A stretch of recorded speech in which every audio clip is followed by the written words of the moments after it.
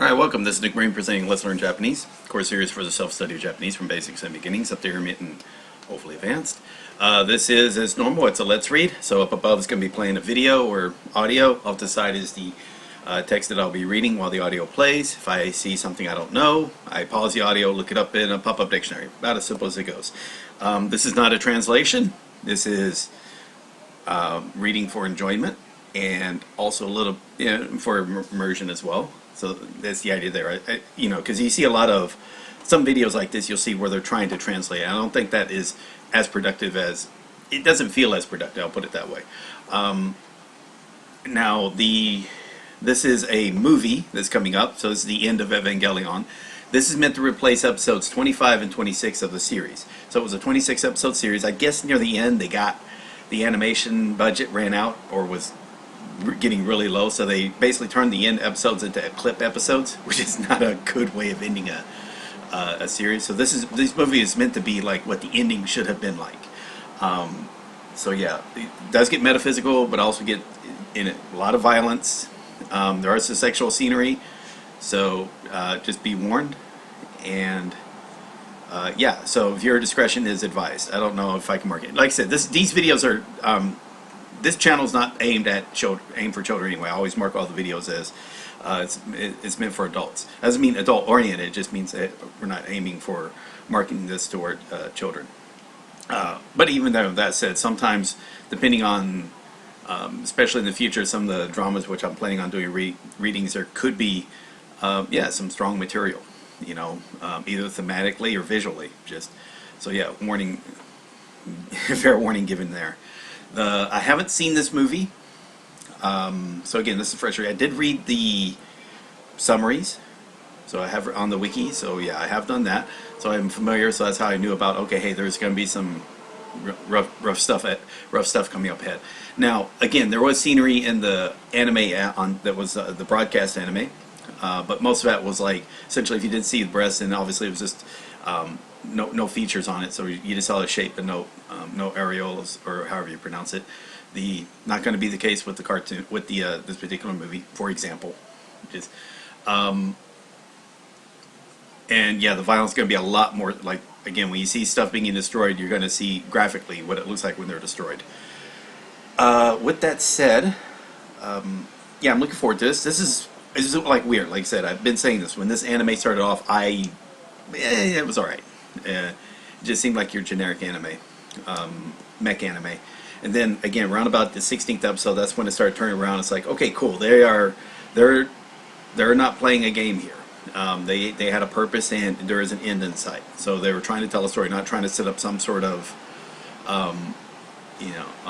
some type of series that they can have running like forever and a day, kind of like Inuyasha or One Piece Man or One Piece Man, yeah, or One Piece. So yeah, there is an end in sight and all that. So it makes the story, it makes you feel like you've got a lot more, you can engage in it, and you can put a lot more effort into wanting to enjoy it. You know, because like I said, I'm not gonna bother with Inuyasha or One Piece because it just there's this almost no end in sight. Well, Inuyasha just ended. Same with Rama at one half. It just ended. But again, that just means so if you were trying to look for some type of satisfactory ending, you weren't getting it. And that's kind of important if you are trying to want to read for fun. Is you want to read stuff that is enjoyable and also ends enjoyably as well. So, since this is a movie, it's 120 minutes long, so that's roughly 2 hours. So I'm going to be the 40 minutes for the first part, and then 40 minutes for the second part. So that's 80 minutes. So it's hour 20, sorry, it's 80 minutes. It's 87 minutes long. It's not 127 minutes long. Sorry, my apologies. So this comes out to about 87 minutes. So I was going to do 40 minutes for the first half, and then 40 minutes second half. I know roughly where I want to end it. You know, I know the scene in mind, so I'll be ending it there for today, and then I'll finish it off tomorrow, if all goes well. And since it's a movie, I'm sure there's going to be long periods where it's just going to be showing stuff with nothing being said. Yeah, again, that's just entertainment for you, so I can't speed up that part. If this were a light novel, you'd be hearing descriptions of the scenes and then moving on into it.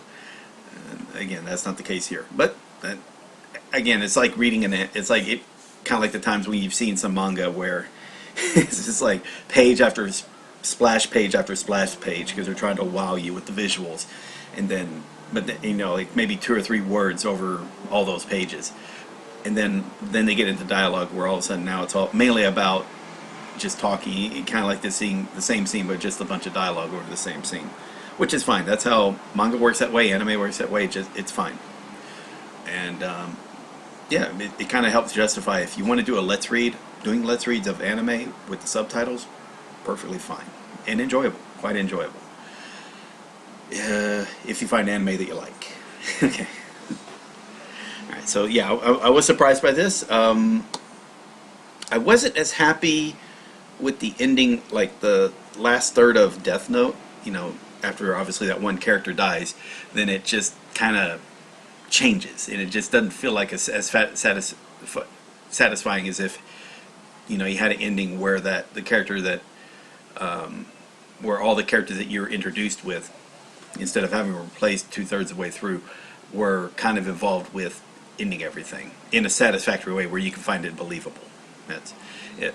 That was the main problem. I just didn't find a lot of the setup believable in that final parts of it. That was all. It was still a good anime, very beautiful anime. But most of the things you find great about the anime or you hear about it, usually it's referring to that first 2/3 of the series. Whereas I don't know too much about Evangelion. I've seen the robots and the characters. You know, you hear the song all over the time. You know, but I've just never really paid attention because again, it kind of blends into where some of the other mech robots or mech animation that you'll see. So it's like didn't stand out. But now that I've seen it, I'll probably be noticing it a lot more. You know, the most thing that really stood out was always the song because I'd always hear that. You know, either people sing it at karaoke or you hear it on TV all the time. But you know, if you haven't watched it, definitely go on Netflix and check it out. Because I'm pretty sure you're not enjoying what I'm doing is not a very good way of enjoying the anime. It's just a horrible way of doing it. But you know, as a viewer, you know, it's real fun for me. I have no problem doing it this way. But yeah, go and check it out, and I'll definitely be adding it to my replay list. So you know, that's getting up there, and like I'm approaching 200 hours of different TV shows and books and whatnot for my replay audio. And then there's my replay video that I've got. Cool. All right, that said, let's get started. And if you got any questions, feel free to ask.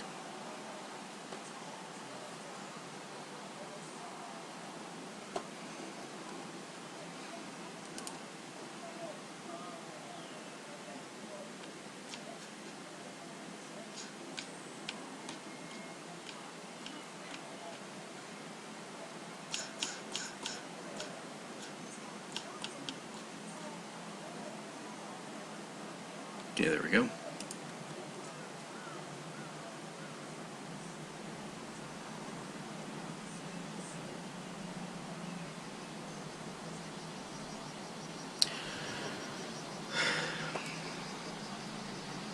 So the subtitle timing might be off. So, in fact, I'll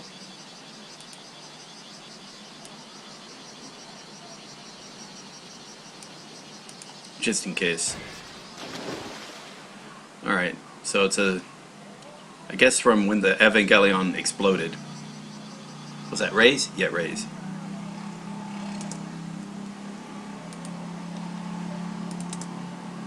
Okay.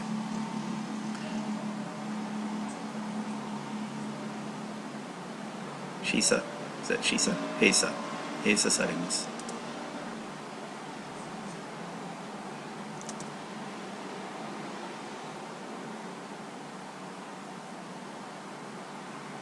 You know, now that I think about it, I shouldn't have opened this with, yeah, it should be fine. Just that this is pausing slow, but that should be alright. Izuki. Hikisugi.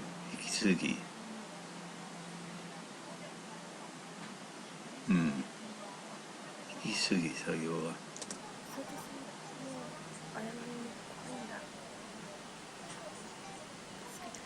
心電図心電図心電図の音。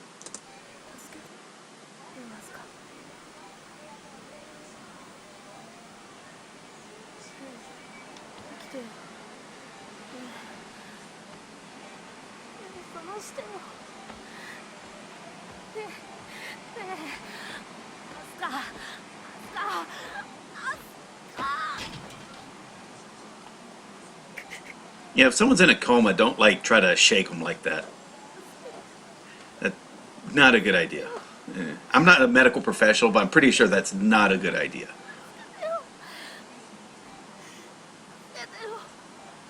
Although I'm pretty sure they wouldn't be laying her on her side like that either.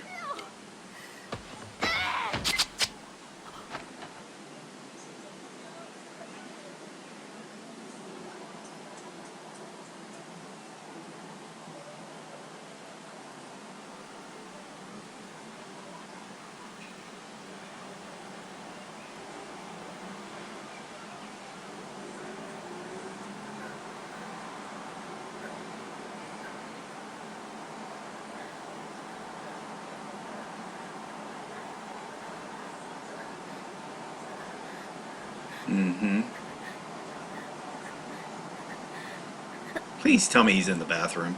Nope. That's really creepy. Oh, yeah. Yeah. There's no... No.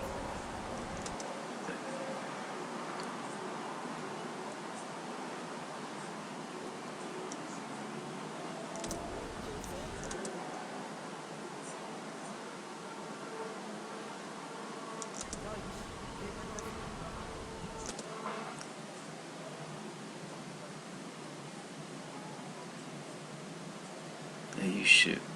警戒体制。警戒体制のままか。なんで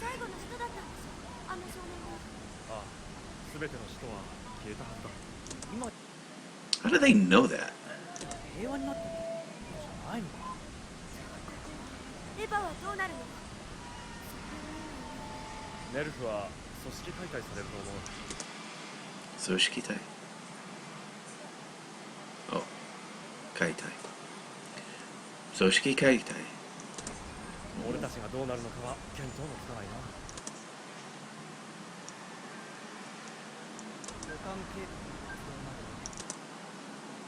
関係格論で。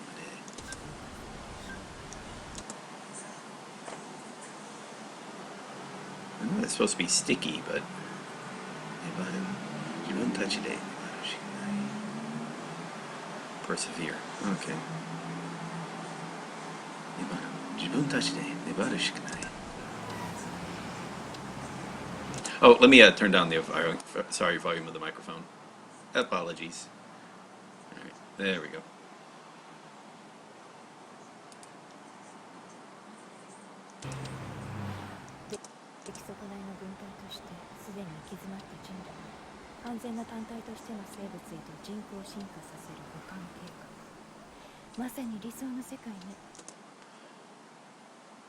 All right. Let's see. できそう。できそうこない。目指して。So, unusable, right? Failure. 軍隊。できそうくないの軍隊としてすべて生き完全。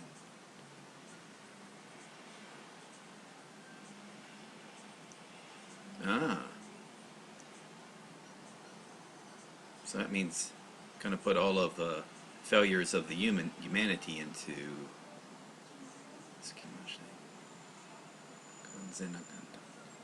something simpler life. 人口 human-made development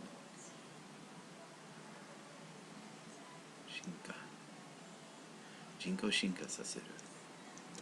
そのためにまだ委員会は使うつもりなんだ。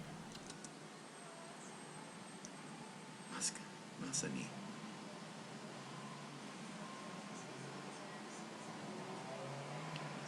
理想の世界ね。アダムやネルフではなくあのエヴァ。カジ君の予想通りにね。約束の時が来た。論議がその槍を失った今、リリスによる保管はできん。唯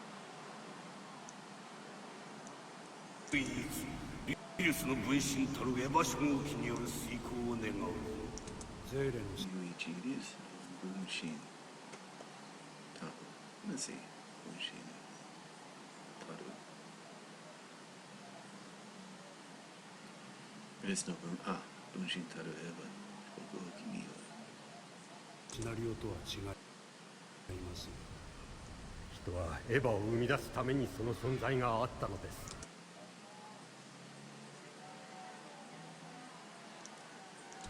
人は新たな世界へと進むべきなのです。そのためのエヴァシリーズです。我らは人の形を捨ててまでエヴァという名の箱舟に乗ることはない。箱舟。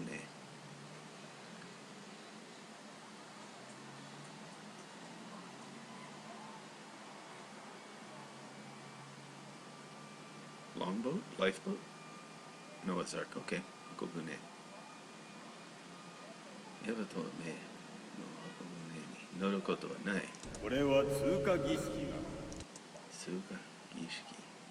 通過。Passing of 儀式。通過儀式。通過儀式なんだ。閉塞した人類が再生するための。閉鎖した人類が再生するため。滅びの宿命は神聖の喜びでもある。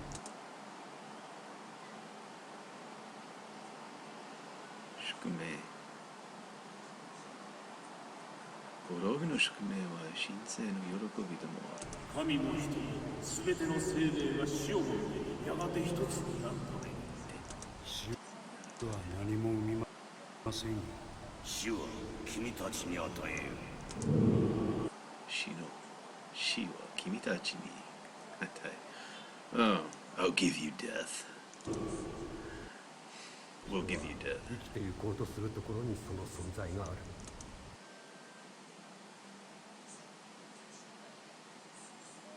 するところに。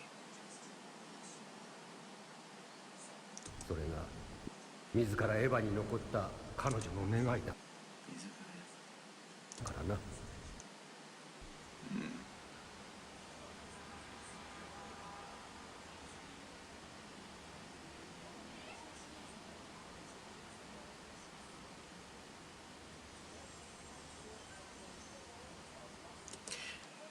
And I will say it is good to do the pausing and read over and maybe even repeat what you hear out loud. That's no problem with that. It's not just about practicing the pronunciation. Just kind of internalize what you're hearing and maybe comprehend it a little bit better.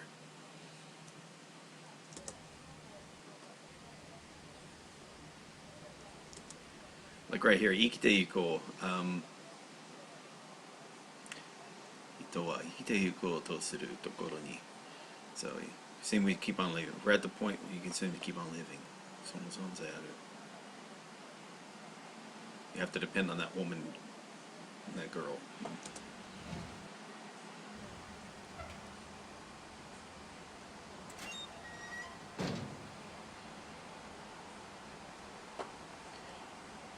So glasses are destroyed. So yeah, there's a lot of silence here. Like, there's nothing for like 30 seconds. So I mean, I could be describing what I'm seeing. And I like how all these lakes are just the explosions of all the Evas.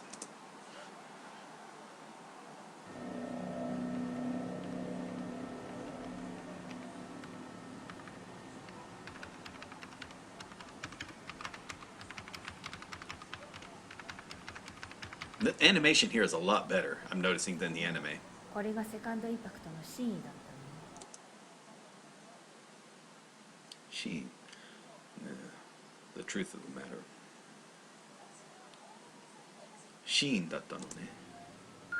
And I guess you could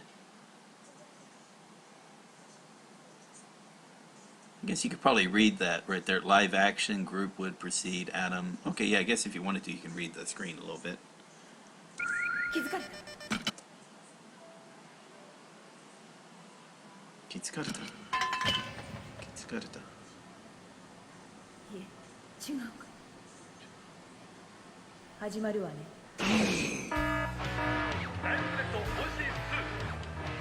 左は青の非常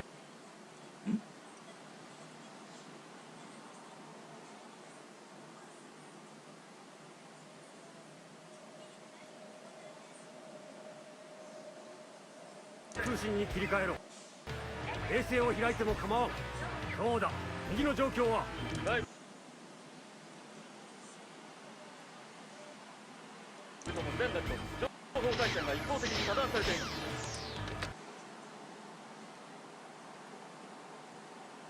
外部との全情報回線が一般的に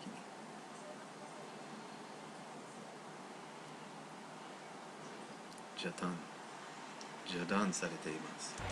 敵はマギか。すべての外部端末からデータ侵入。マギへ。外部端すべての外部端末からデータ侵入のハッキングを目指しています。やはりな。侵入者は真っ白のマギ2号か。いえ、少なくともマギタイプ5。ドイツと中国、アメリカからの侵入が確認できます。タイプ5。ドイツとアメリカからの侵入が確認できます。総力を上げて。総力。持ているすべての力。総力。セリの総力を上げている。比が兵力差は1対5。比が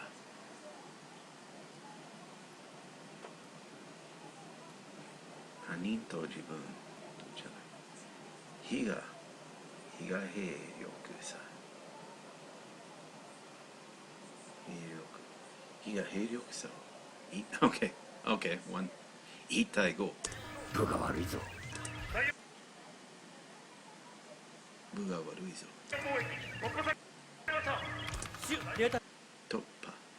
突破されました。ベース閉鎖。ダメです。進行をカットできません。さらに進行をカットできません。カトム侵入。呼びか。外国。さらにもう一度ください。これまで。Just now? More. さらに外国部侵入。回路も阻止不能です。まずいな。まずいな。マギの選挙は本部のそれと同義だからな。同義だったらな。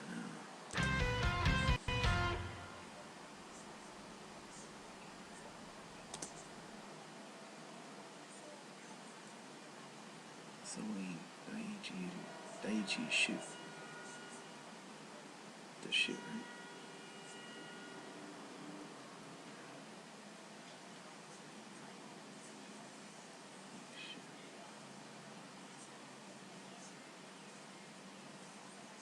警戒態勢第一週警戒態勢繰り返す。分かってるね。 DQ 義務者。そう、可及的速やかに可及的速やかに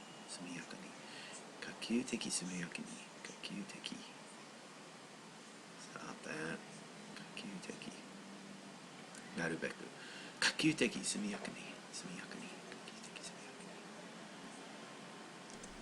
マギの自立防御でしょ。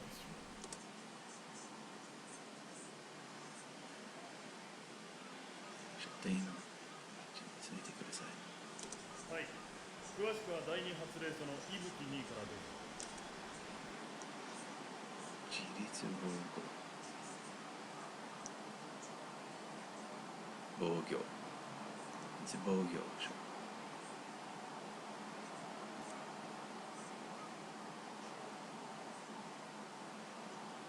伊吹にからどうぞ。必要となる。必要となる。捨てた女をする。エゴイスト、人なエゴイスト。エゴイストな人な。状況はおはようございます。先ほど第二東京から A801 が出ました。 801。特務機関ネルフの特例による法的保護の破棄および特務機関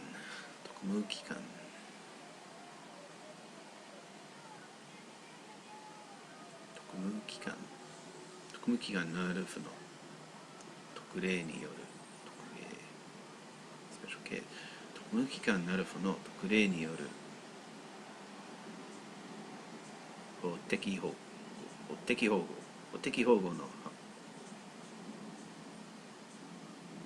破棄法的保護の破棄期限の日本国政府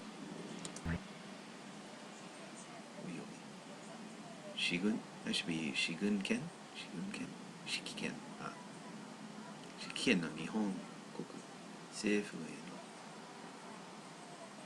異常日本国政府への異常最後通告ですよ。そうです。現在マギがハッキングを受けています。かなり押されています。伊吹です。今赤木博士がプロテクトの作業に入りました。リス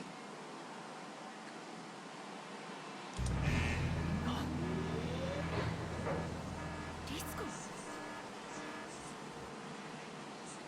Yeah, I wouldn't trust her, but oh well. Who knows? 私バカなことしてる。バカなことロジッしてる。クでないの男と女。そうでしょ。母さん。 Oh, now you look at her like her mom. Okay.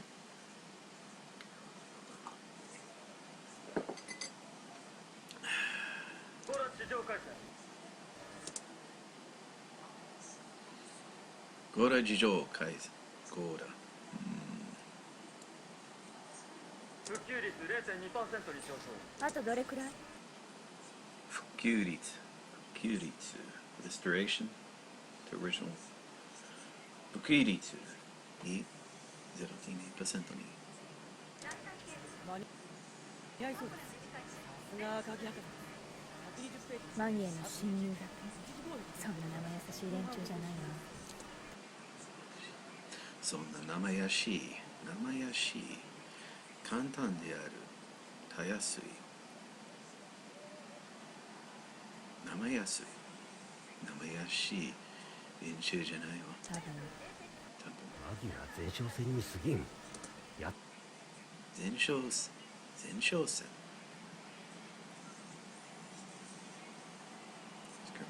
マギは前哨戦すぎん。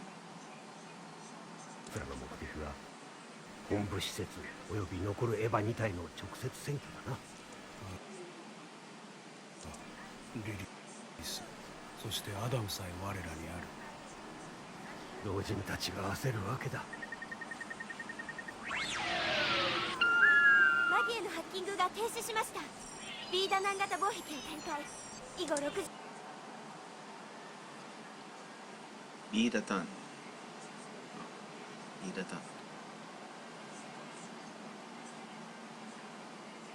警棒駅を12時間は外部進行不能です。進行不能です。フリーズ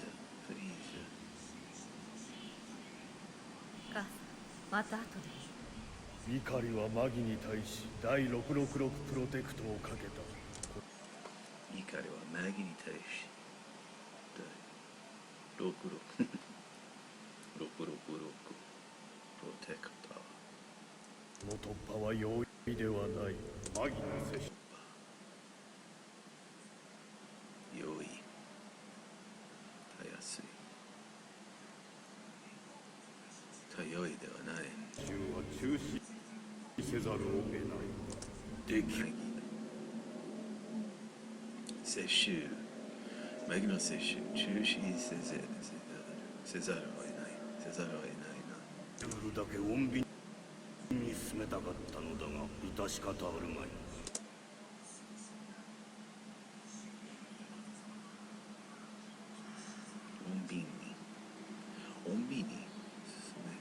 穏便に進めたかったが、確かあるまい。本部施設の直接選挙を行う。施設の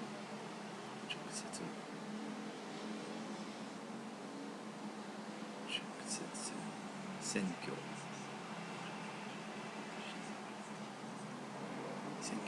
Solitary occupation. 選挙。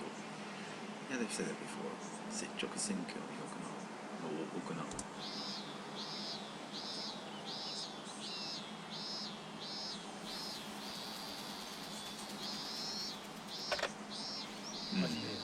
予定通り。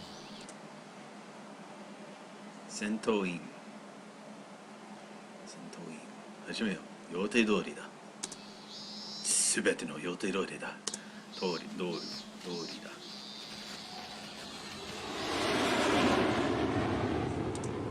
戦闘機の飛行。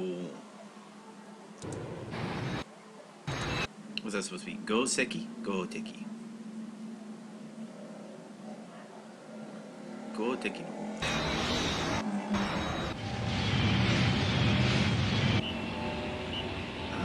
合敵。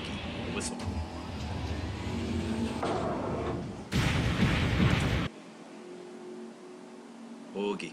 砲撃音。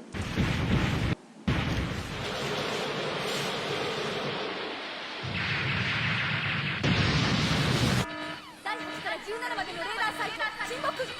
特化大隊ゴーラ防衛線より進行してきます。御殿場方面から。特化大隊ゴーラ。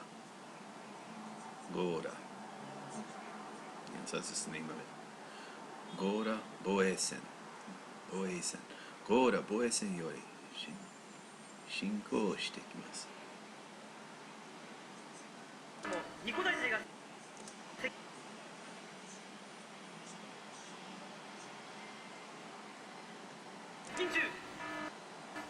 やはり最後の敵は同じ人間だったな。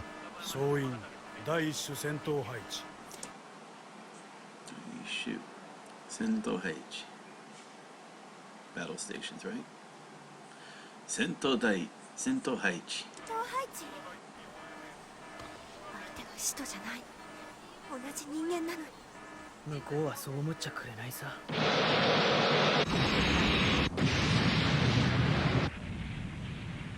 マカハ音。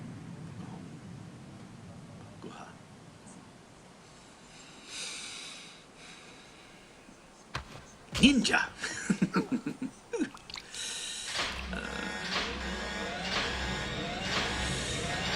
How did he get in there? おいどうした。おいなんだのハブステーションです。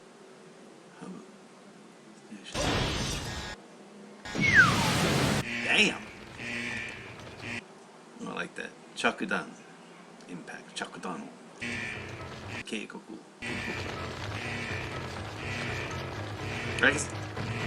So, like I said, this gets violent. So they're not holding back on the visuals in this in the movie.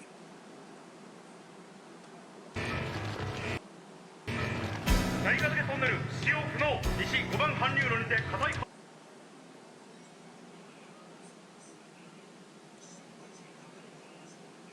搬入。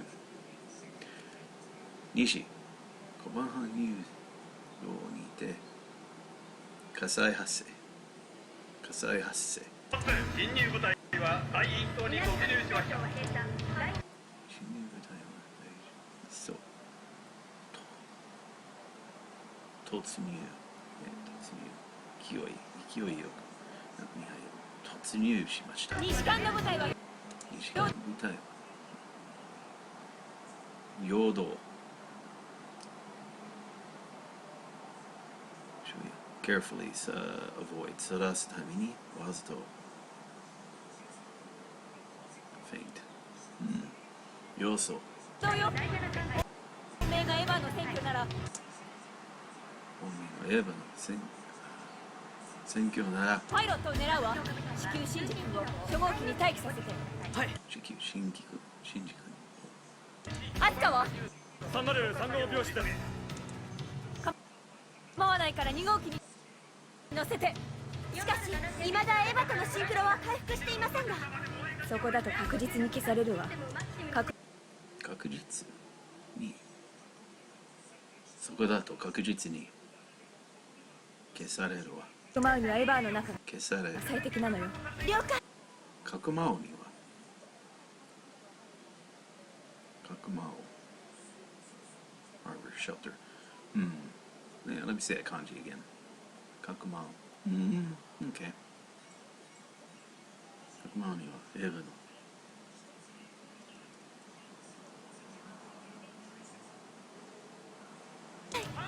パイロットの投薬を中断。アスカ収容後エヴァ2号機投薬パイロットの投薬の中断ね。中断が地底湖に隠して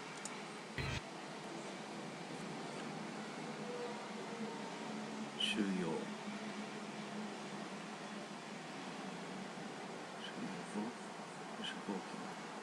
地底 I know it's an underground lake, right? 地底湖の隠してすぐに見つかるけど刑事よりマシだわ。レイは所在不明です。では所在不明は位置を確認できません。殺されるわよ。殺される。遅く急いで。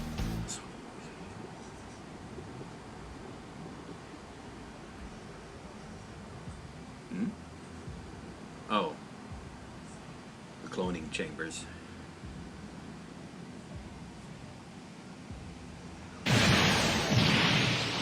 2号機射出8番ルートから水深70に固定されます。推進続いて初号機発進。ジオフロント内に配置して。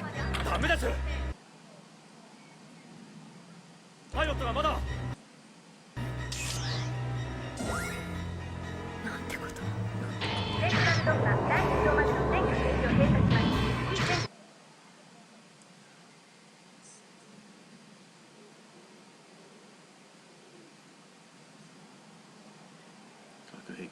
全核兵器閉鎖全核兵器を閉鎖します。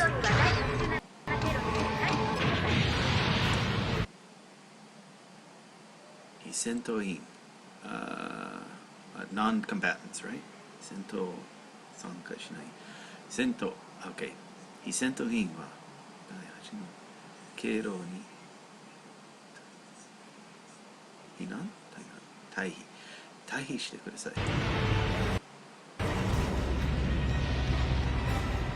地下第3核兵器破壊第2層に侵入されました。核兵器 By the way, let me just add something here since I've been watching this for a while. What you're seeing, where you see this guy is sitting around listening to everything, right? If you've been in the military, like for me, it was the Navy, not necessarily the Marine Corps, but on Navy when we got like battle stations, so you always got to practice with that. So you go and you normally have what's different combat system. Or sometimes we have combat system areas, but damage control areas, like damage control lockers. And what you're doing is getting reports from people around your area. So you don't want the entire ship reporting to one person. So you want kind of have it floating up. So you don't want to be hearing everything from everyone. So like for us, we'd have like different areas or works, and we'd be manning the phones, which are actually sound-powered phones, and reporting back if we've got reports from some type of either error or something. And we can't just move about the ship and go fix it. We got to make sure we get permission, because what they've got is a bigger picture. So they're tracking like, hey, what are routes that are open, what are routes that are closed, and where are assets that are available. And that's very important. So you're not necessarily going to have a guy just sitting there quietly doing nothing, just listening. He's going to be actually looking at a board and seeing the bigger picture on where assets have to be at. And that's really, I mean, that's just making sure, hey, you know where things are at, and you have to prioritize and say, okay, hey, look, where do we need to get people at? Because it's again, it's damage control, so it doesn't mean you're not going to get 100%. You're not going to get 100% protection there. So yeah. So as far as priority goes, and usually fires are more priority than, let's say, if someone's injured but there's a fire, you're going to have to take care of the fire, because the fire can then create more injuries. That's there. If you can't have a route to medical, then you just have to say, hey, shelter in place. Just apply first aid and then to wait. If you do get where you can transport, you might have to say, hey, we don't have the people for it, so they got to get people up to where your location is, get them in the cart, and move them. If there's loss of power, you may have to reroute power. Rerouting power is not pushing a button. Rerouting power is literally taking a cable and shoving it into a part, again, electrical outlet basically, and then moving it to another electrical outlet. So now you've rerouted power. Then you got to flip a switch, so the power is now redirected, and that's pretty useful, because again, if you've ever seen the inside of a ship, there's just cables all over the walkways and whatnot, because that's just, again, they're not putting stuff in behind drywall or something, and it's just so it's all out in the open. But even over a drywall, the same problem is going to be happening. But if a cable gets cut, you got to reroute. Usually it's going to be power, and then later on communications. And defense systems. So it's just a matter of priority. Defense systems have to be important, because it does you no good to fix a hole in the ship if other missiles are coming to blast more holes in it. So radar systems become priority. Anti-air or anti-missile become priorities, and then keep on going down the list. But again, you still want to make sure to take care of as much as possible. Hence the reason why you need to have the big picture in which areas. So maybe like in this one area, they can be taking care of the personnel. In another area, they may need to be taking care of the radars and the fire control systems. And that's the reason why you kind of actually have two different times. So there's combat stations, and then there's damage control stations, and sometimes they're one and the same. It's just a matter of priority. Like if like a damage control would be mainly like, okay, an accident happened. A ship hit another ship. That was an accident. So you don't need to go to battle stations. You want to go to damage control stations. You want to have a different type of reaction. Even though when you're in combat situations, you kind of have very similar reactions when it comes to damage to the ship, but it has to be prioritized slightly differently.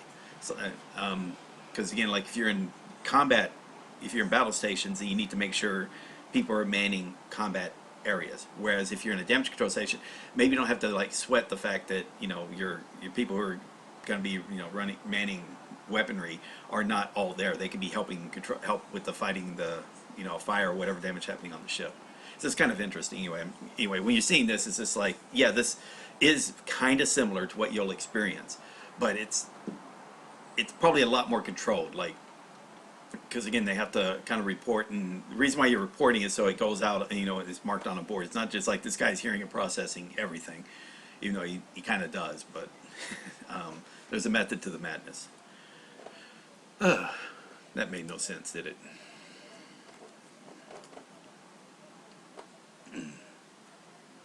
戦時約5師団を投入か。選挙は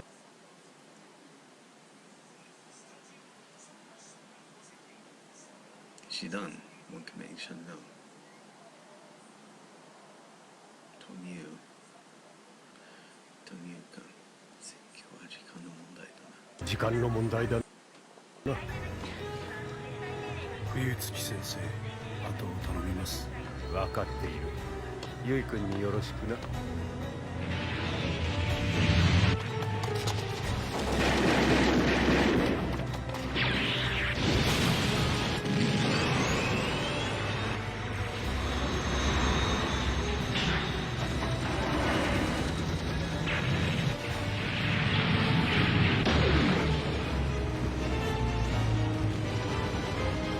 第2グループ応答なし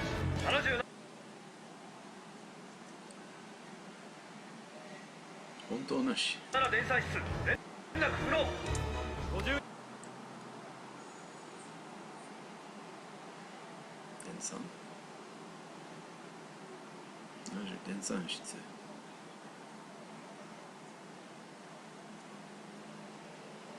2番のリニアレール爆破されました。立ち悪いな。ああ、人がよっぽどいいよ。無理も立ち悪いな。人の方がよっぽどテロは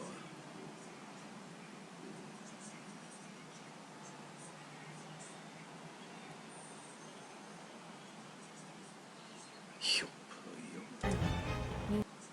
みんな人を殺すことに慣れてないのね。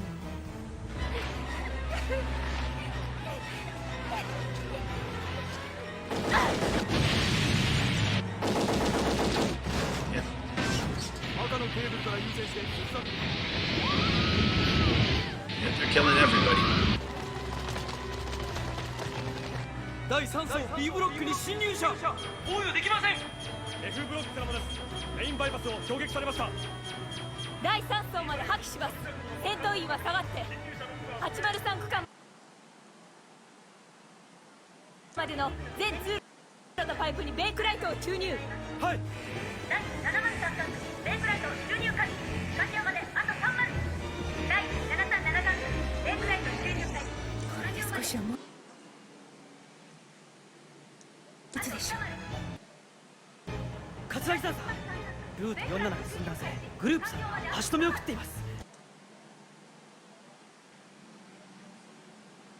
寸断。It's like混乱され。混乱さ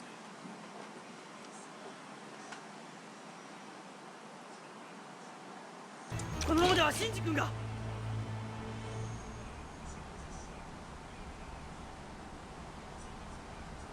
非戦闘員の白兵戦闘は極力避けて。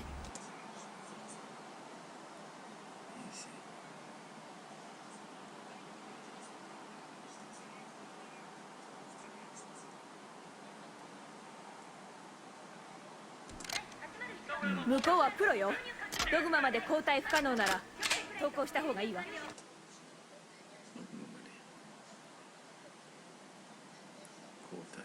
代不可能なら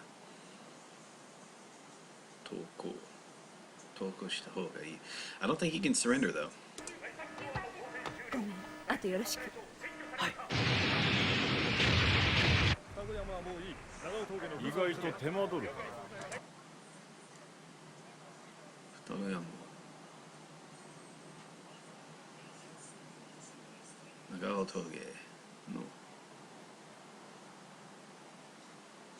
封鎖 surrounded or cut off 閉じて blockade blocked up 逃走急げ。我々に楽な仕事はありませんよ。手間取る。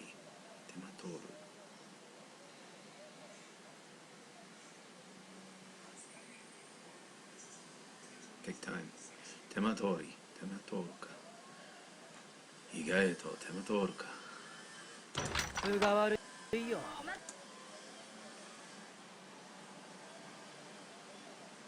我々に楽な仕事。本格的な対人擁撃システムは用意されてない。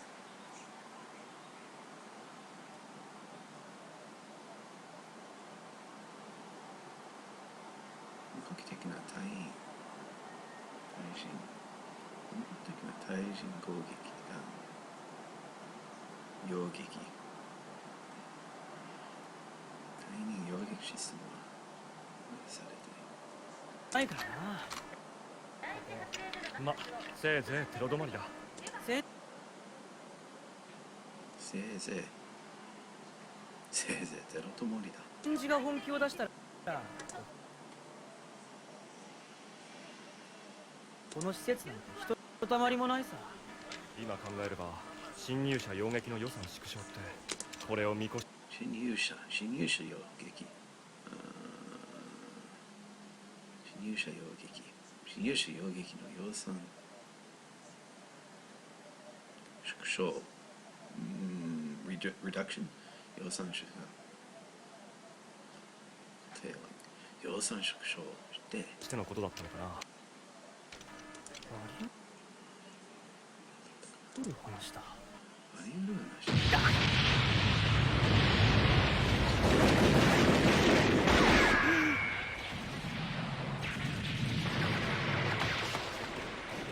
ロック外して。私鉄砲なんて撃てません。訓練で。Let's see. 鉄砲なんて出ません。鉄砲なんて出ません。何度もやってるだろう。でもその時は人なんていなかったんですよ。バカ！撃たなきゃ死ぬぞ。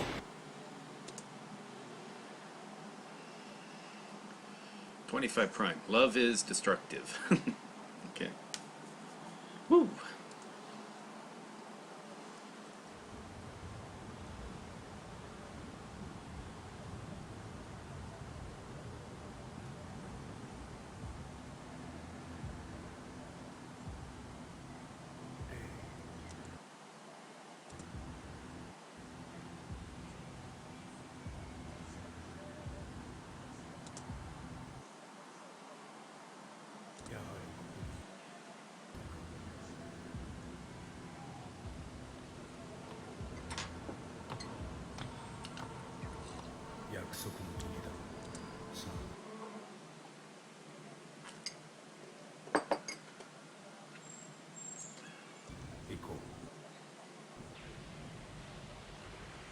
第2層は完全に制圧。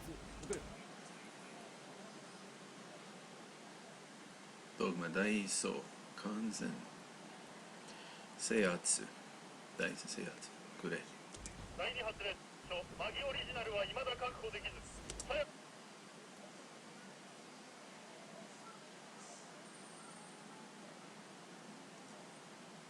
く国宝できますね。仮想フロアにて交戦中。So it's a west wing, or I'm sorry, left wing. Kazo.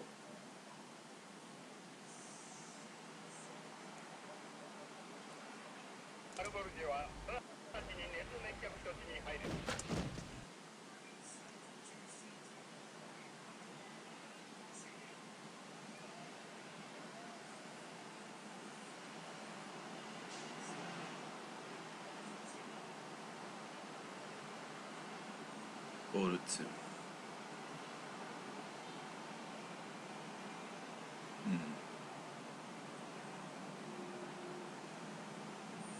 Fifth, smaller border GA. Border GA.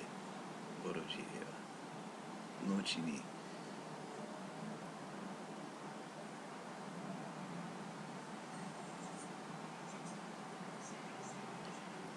別逆でしょ。Oh. That's it.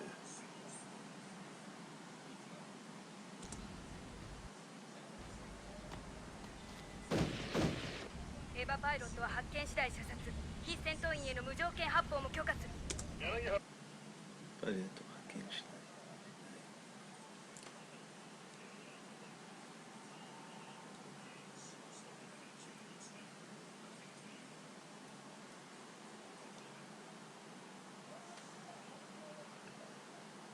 射殺。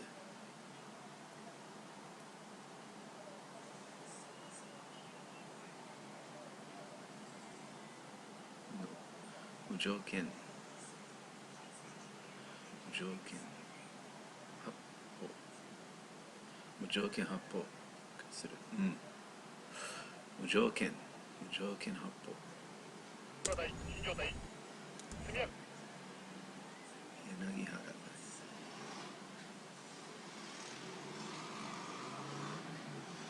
仮想へ突入。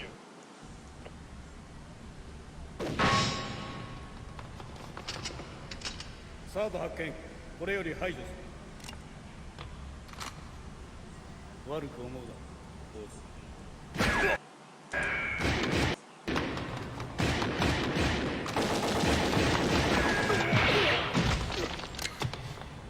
な悪く思わないでね。さあ行くわよ、初号機へ。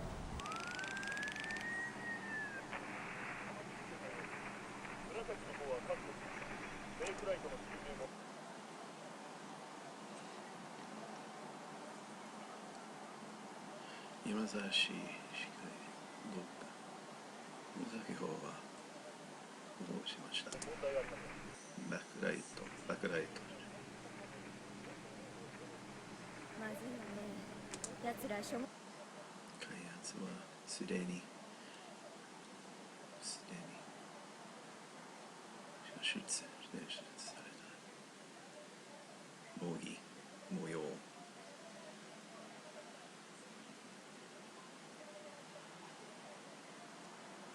ボキとシンジ君の物理的接触を立てようとしている。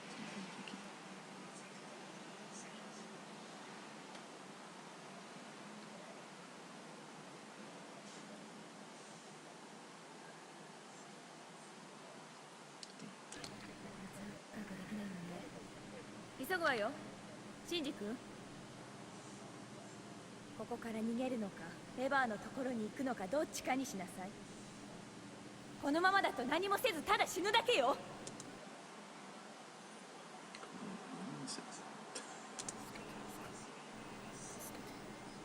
んな時だけ女の子にすがって逃げて。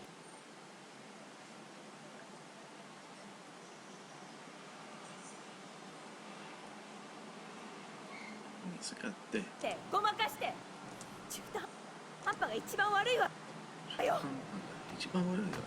さあ立って立ちなさい。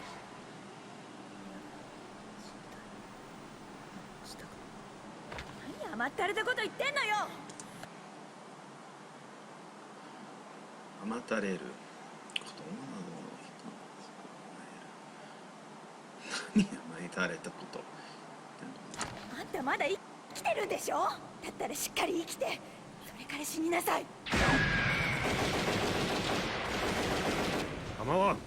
ここよりもターミナルドグマの分断を優先させろ。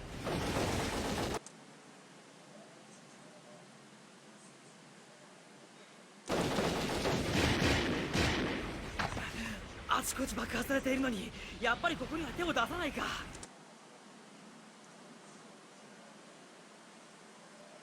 一気に型をつけたいところだろうが。Attack from both sides at once. 下にはマギのオリジナルがあるからな。できるだけ無傷で手に入れておきたいんだろ。ただ対 BC 兵器装備は少ない。使用されたらヤバいよ。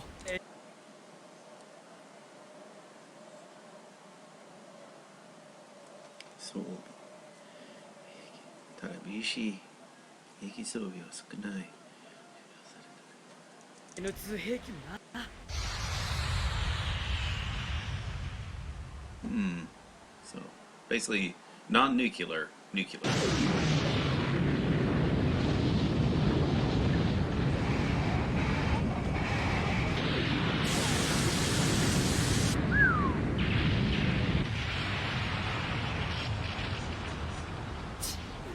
言わんこっちゃない。I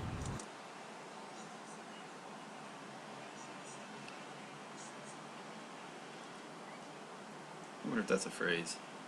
言わんこっちゃない。奴ら影ってものを知らないのか。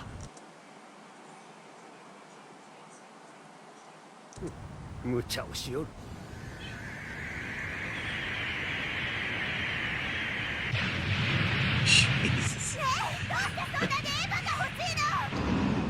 サードインパクトを起こすつもりなのよ。使徒では。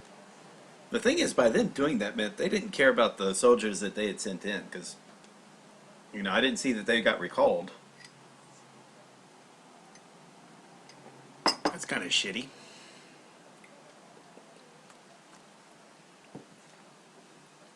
I tell you what, it's been about a little over an hour, so let me take a quick break. And yeah, be right back.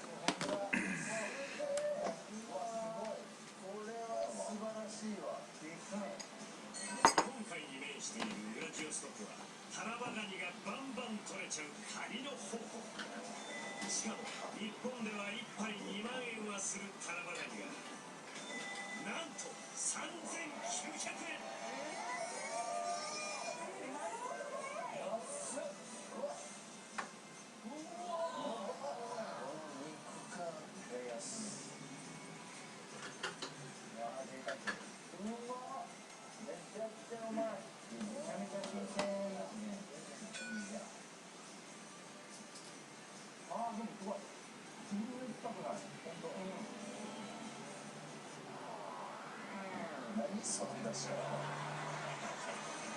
残り5分、時間の許す限りカニというカニを食べまくる。すごい食べるね、皆さん。全部食べてるじゃん。うまいからね。どっちもうまいっていうのが俺が一番別に。いやいや、どうしたかですよ。最高ですよ。使い方ね。本当そうよ。最大の移動ポイントじゃないけど、ラジオストップはっていうね。ウラジオストップで一つ利口になりました。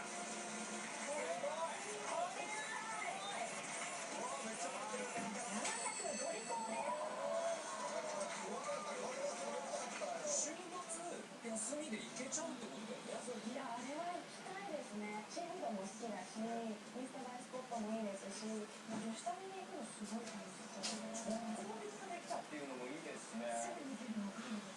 いや、これはもう最近仲良くさせてもらってる濱家さんに連れてってもらうしかないですね。濱家さん、なんですよ、いきなり。全ては片思いから始まるんだ。問題ないの、濱家さん、ちゃんとした方がいい。超一流企業の社長やあの有名人が実践している究極の食べ方がある。それを聞き出し、街の人にひけらかしたいのコーナー。まずはあの人気牛丼が卵とおしんこの超意外な使い方で新時代突入。調査するのは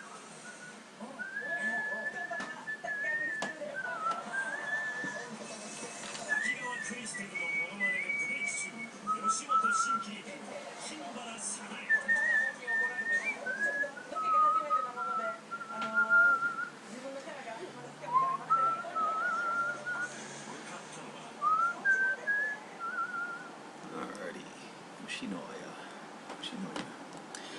All right, cool. Okay, there's really not much to say. This has just been kind of balls to the wall. Once they realize, hey, this guy's doing his own thing, they just like threw everything at him, and it's kind of interesting because Nerv was like set up to take care of like defend against angels, and it just seems like it's having a problem against humanity when humanity was having a problem with angels. So it's kind of interesting. Although to be fair, I mean they were kind of beat down. The angels beat that place down, so all the defenses have been kind of like stripped away, and allowing them to then get access. So it's just like one thing on top of everything else, and it's definitely much more violent, much more violent. You know, they always say like well, it's supposed to be for like killing non-combatants. Hey, that's a big no-no, and you're supposed to take prisoners. I mean, there's a reason for that, because if you don't do that, I mean, this is a kind of a situation because they're treating each other like this is just a final battle. So they're like, there is nothing left to lose. So they're throwing all the rules out the window. But still, you know, the reason why you want to make sure, like, hey, we take prisoners is that if word gets around, and word does get around, or you know, you lie to the men about it, but like that, oh no, you can't. They're gonna like do the worst thing to you. They're gonna torture you, do the worst things to you if you allow yourself to be captured. They're gonna fight to the death, which is not what you want. Battles are easier if the other side, you know, the side that's losing, like, is willing to give up instead of going for complete and you know, fighting to the last man. It just makes battles some of that way, where you realize like, hey, And that's going. I mean, and that's not even talking about what is the theory of why are people being kind of like fighting for something that they're not benefiting from, type of thing. It's like why is everyone in Nerv like fighting back when it's like that we're on the same team. Why am I fighting back? I didn't assign to like follow this guy who's the guy with the glasses. I'm assigned here from the UN. That type of thing. So that's usually with dramas like that part kind of goes out the window. It's like why are we following? Why is the crew of the ship happen to be following the captain who is, let's say, defecting to another country? Well, obviously, the Red October did it best. It's like, okay, obviously you don't assume the crew will, so you got to keep that secret, get rid of the crew in a good way, like they did, so that was smart. And then of course the officers who were willing to defect defected, so that made a lot more sense. To make the crew do the thing, you kind of had to fool them. Because mutinies, like I say, a mutiny would be bad, except for the fact that mutiny against a commanding officer that's again going against the country that or the organization that you've agreed to fight for. Again, that's no mutiny. That's like actually taking down a person who's committing a capital crime.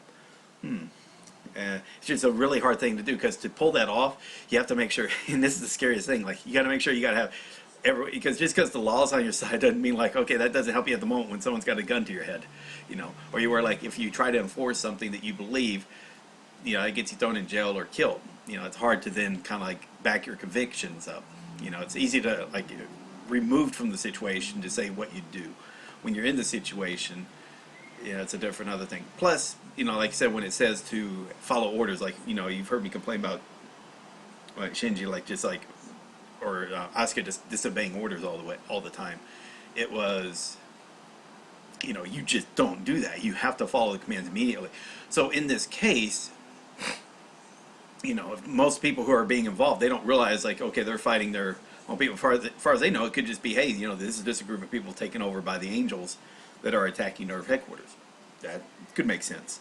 In a way, it is.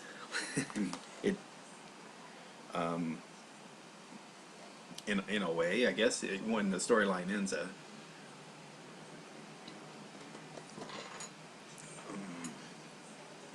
So it's complicated. It's something like, hopefully you hear it discussed in theory, but you never really want to be put into practice. Like I'm trying to think. You had some things like that in the 1800s. I mean, that has come about where, you have ships like essentially turned to piracy, and they said basically, start doing their own thing. They just defect from their country or whatnot. That's happened, or they switch over to help out another country, and then they become a member of that particular nation. That's happened. It's yeah,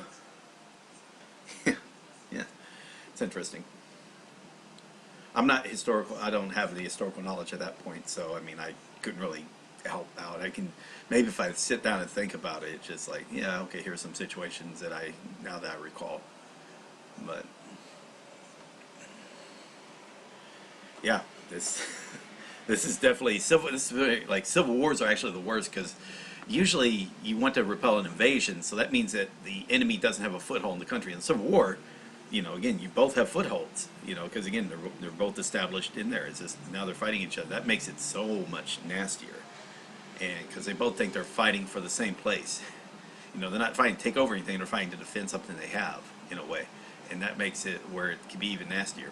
It's again, as far as war is concerned, or in the U.S., the biggest loss of life was in the Civil War.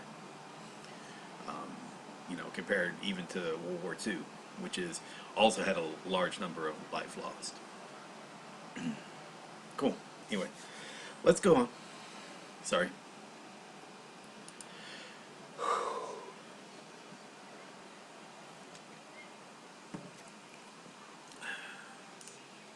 Where are we at now? Unfortunately, the time here doesn't match with the time here, so it doesn't. I tried to get the subtitles straight from Netflix, but it wasn't working. There were some problems with the sub-dub, but yeah. For the most part, I just had to delay at 26.5 seconds, and it worked out. But still.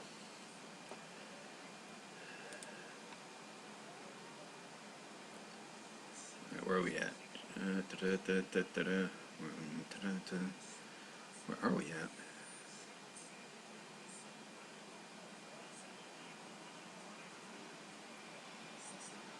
Oh, here we are.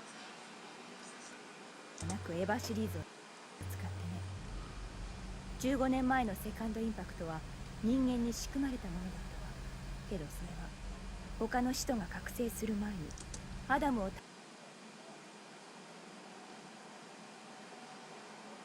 See the plan target. Oh yeah, that's a realization. Okay. Oh, become awakened or realize. Let's see, awakening. 覚醒する前に卵にまで還元することによって被害を還元 Let's return to the beginning. 卵にまで還元することによって、アダムをOkay, return it to embryo. 卵にまで還元することによって正面に食い止めるためだったの。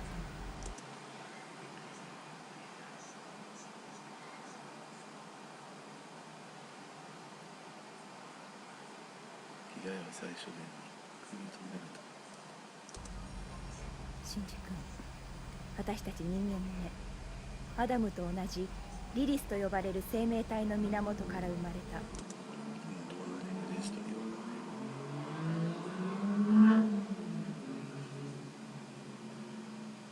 源、生命体18番目の使徒なのよ。他の人たちは別の可能性だったの。What was that? Is that the graveyard, huh? And they went through a lot of Evas. It's kind of cool in a way. 人の形を捨てた人類。ただ、お互いを拒絶するしかなかった。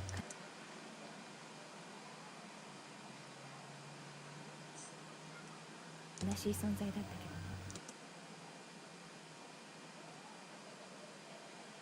拒絶するがなかった悲しい存在だけどね。同じ人間同士も。いいシンジ君。エヴァシリーズを全て消滅させるのよ。生き残る手段はそれしかないわ。電話が通じなくなった。はい、3分前に弾道弾が。Where's that at? 第2。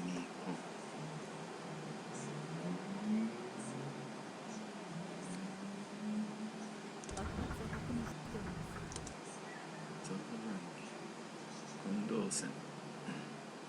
弾道弾 bombardment?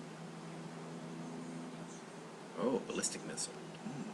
3分前に弾道弾の爆発を確認しております。ネルフが裏で進行させていた人類補完系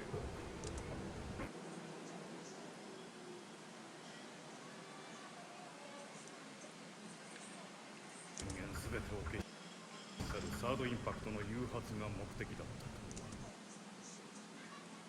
誘発セカンドインパクト誘発の目的だとはとんでもない話だ。自らを憎むことのできる生物、人間くらいのもの。さて残りはネルフ本部施設の後始末だ。ドイツか中国に再開発を委託されますか。はい。タク自分の代わりにいた。The change of authority. Commission. Trust. 叩かれるのが落ちだ。20年。I think that's a phrase. かいたたく。かいたたかれる。かいたたかれるのがちだ。うちだな。旧東京と同じくね。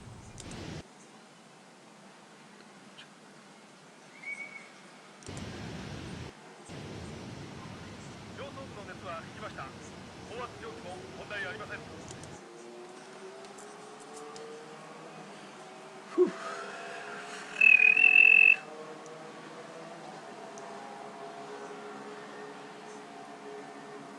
そうそう。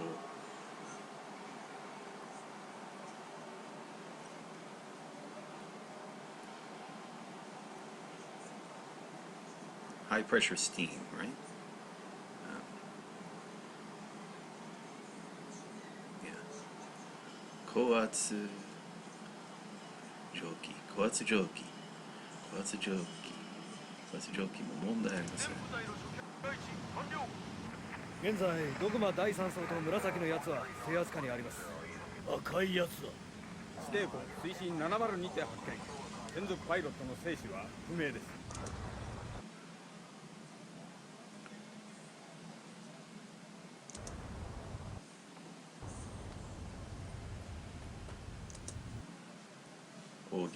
砲撃音。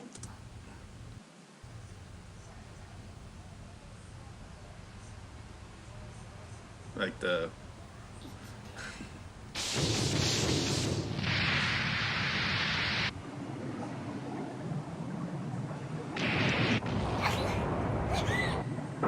yeah, it's gotta be going for a while.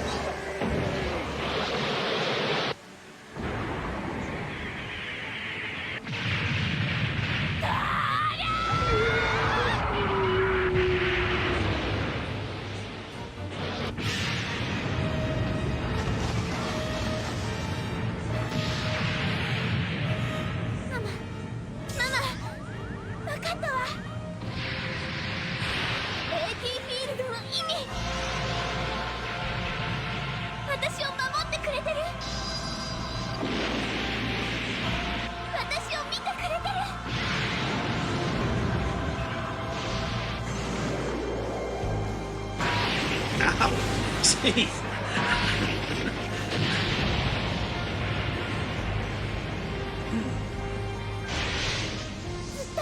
ずっと一緒だったのね、ママ。 She's still an annoying character. This is a cool scene. She's still an annoying character. アスカがケーブルだ。奴の電源ケーブル、そこに集中すればいい。アンビリカルケーブルがなくったって。こちとらには12000枚の特殊装甲と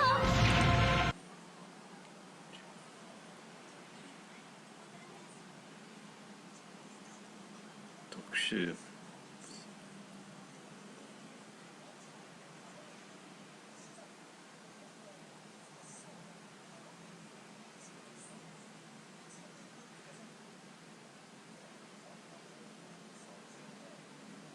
そう特殊ショートと AT フィールドが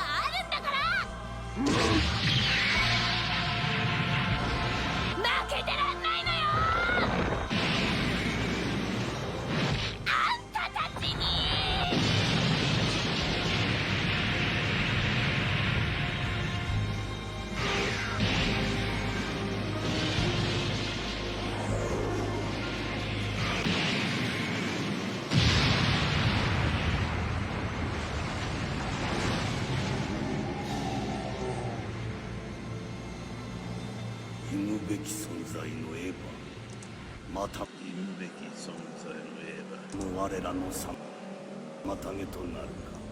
やはり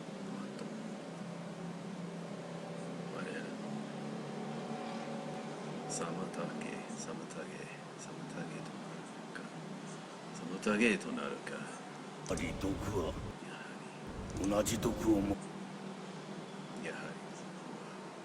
Poison, right? I know it's poison. I wonder if it has another meaning. Harm. やはり。追って制すべきだな。Let's see, 制す。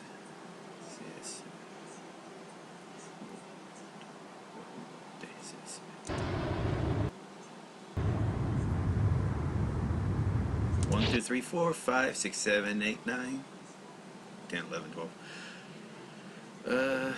Yeah, so 9. I like the delivery ships, those are cool.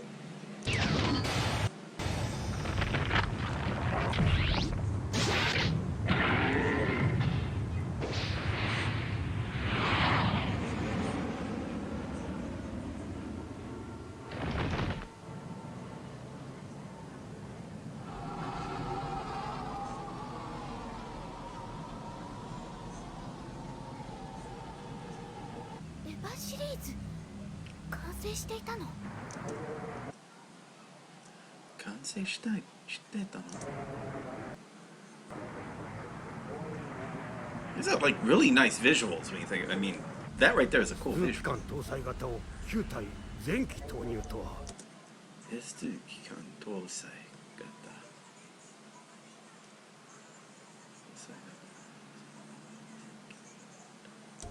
大げさすぎるな。大げさすぎる。まさかここで起こすつもりか。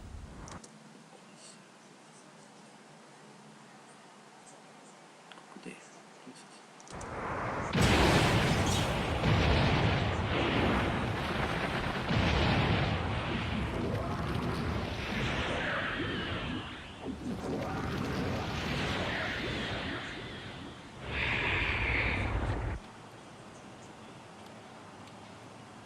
いいアスカ、エヴァシリーズは必ず殲滅するのよ。殲滅。シンジ君もすぐにあげるわ。頑張って。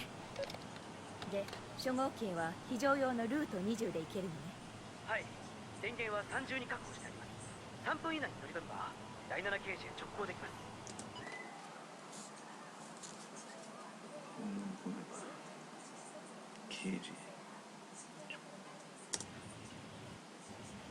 Is he still being a little? Never mind.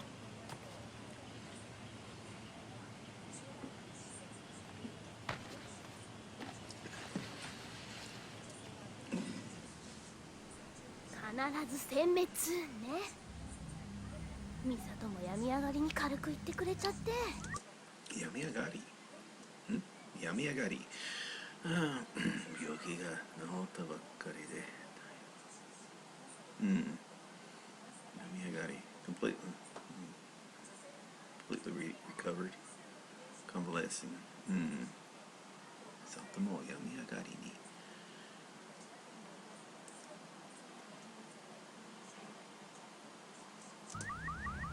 残り3分半で9つ。1匹につき20秒しかないじゃない。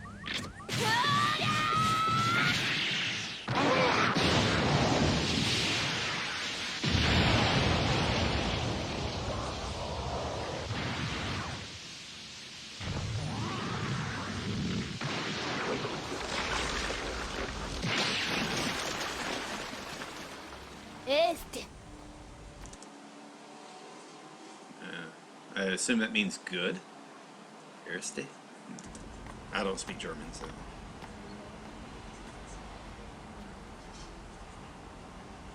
Owie.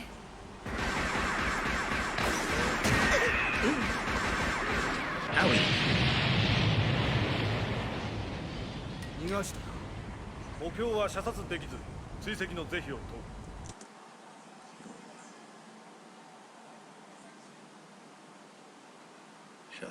射殺できず。追跡の是非。追跡不要。ここは爆破予定。爆破げて。うん。了解。 You okay? Okay, gonna blow everything up instead. Cool. 時間稼げるわね。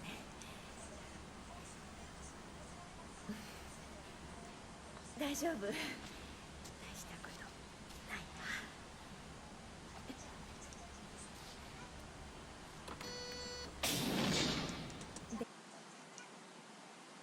会場。電源は生きてる。いけるわね。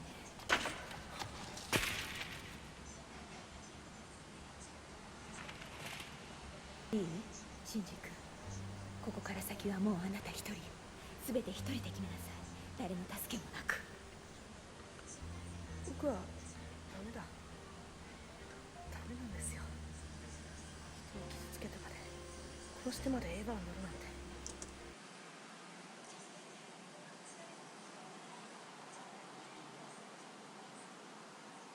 そんな資格ないんだ。僕はエヴァ乗るしかないと思ってた。でもそんなのごまかした。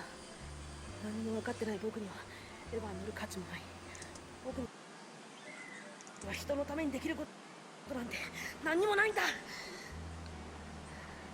スカにひどいことしたんだ。カオル君も殺してしまったんだ。優しさなんかかけらもない。ずるくて臆病なだけだ。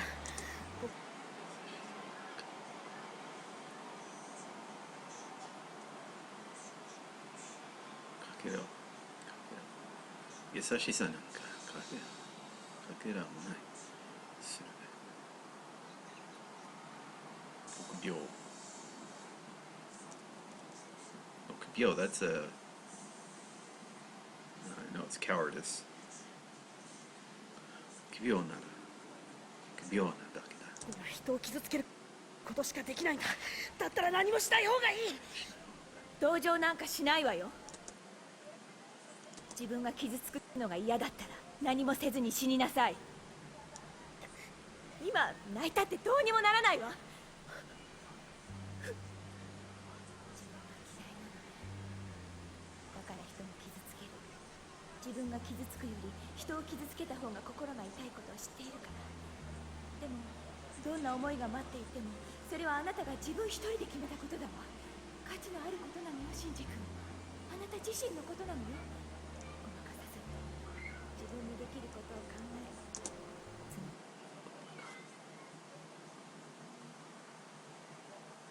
る。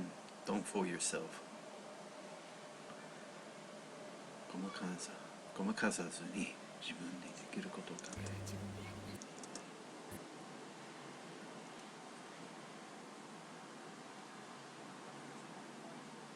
さい。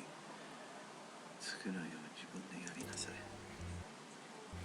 ミサトさんだって他人のくせに何も分かってないくせに。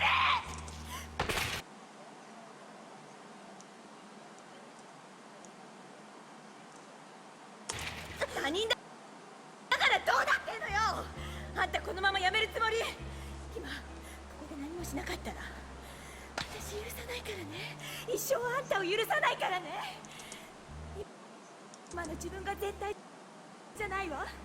後で間違いに気づき後悔する。私はその繰り返しだった。ぬか喜びと自己嫌悪を重ねるだけ。ぬか喜び。ぬか。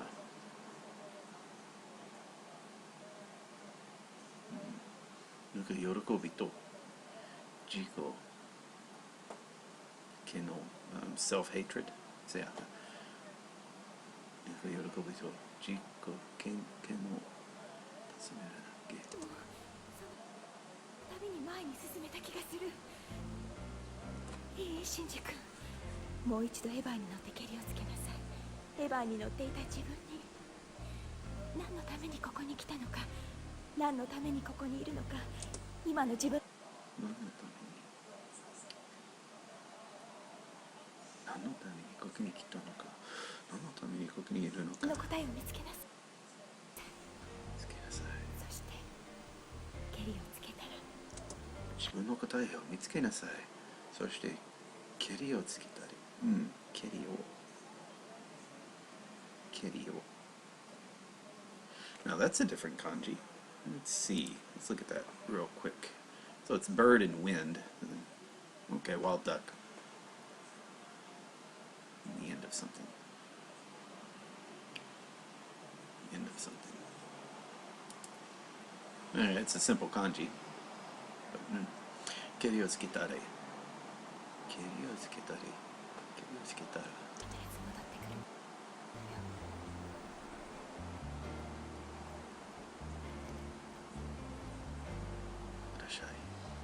約束よ。いってらっしゃい。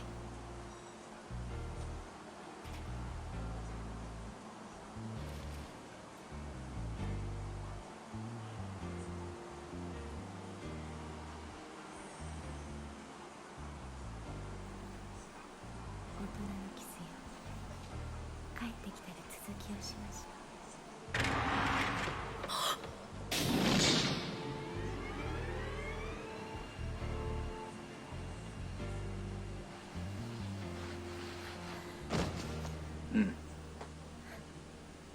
こんなことならアスカの言う通りカーペット変えときゃよかった。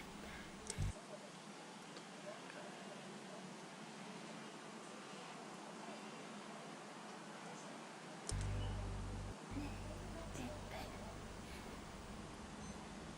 カジ君、私これでよかったわよね。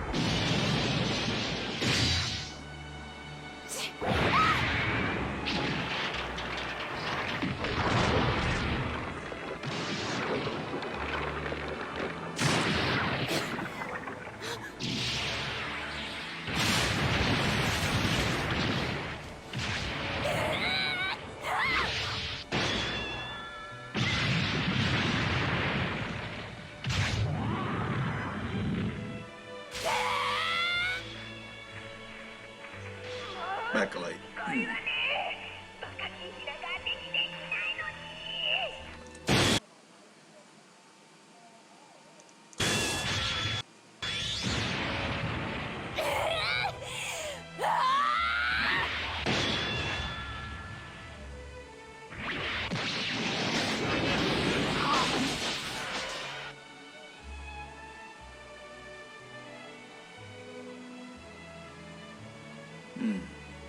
So it looks like it's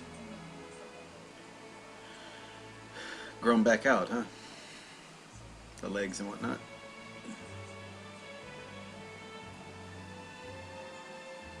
お待ちしておりました。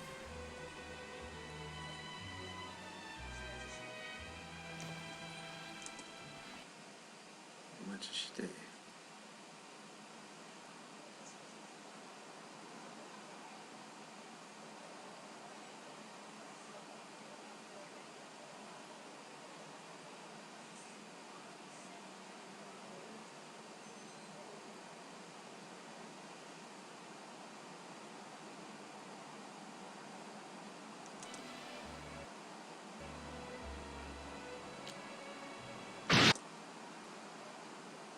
激鉄。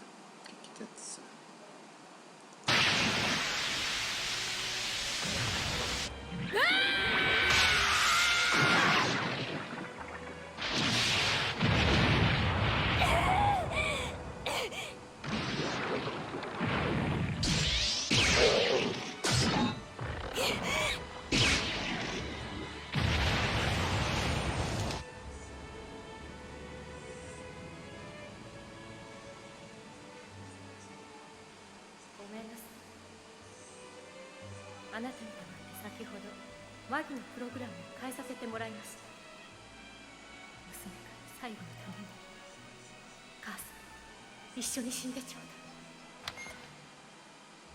い。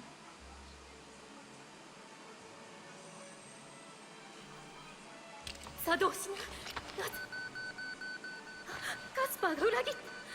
母さん娘より自分の男を選ぶのに。赤木律子君、本当に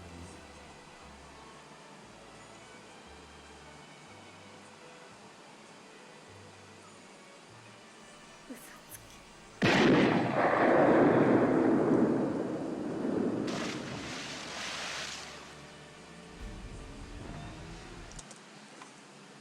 So what is they supposed to be witnessing all the deaths?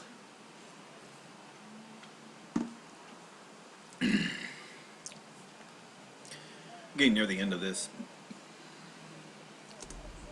外はどうなってる？活動限界まで1分を切ってます。活動限界まで。このままじゃアスカは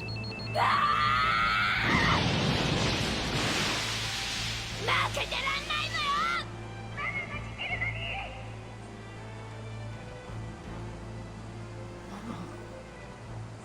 母さん。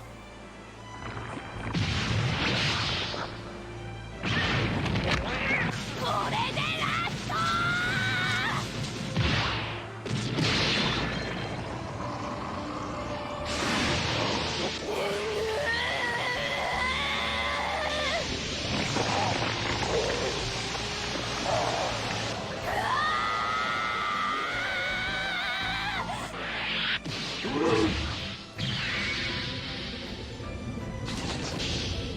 ロンギヌスの槍。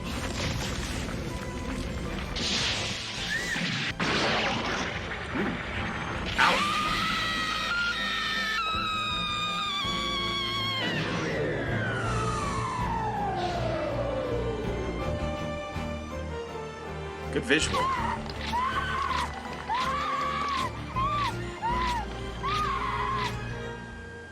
蔵電源終了。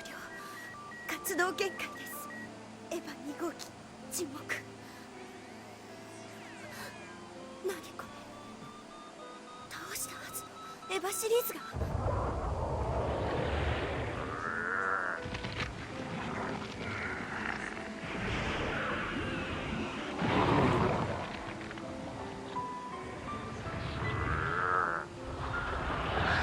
エヴァシリーズ活動再開。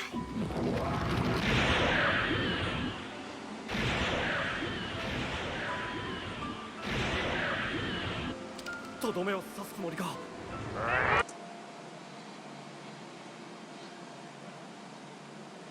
とどめを刺す。とどめを刺すつもりか。つもりか。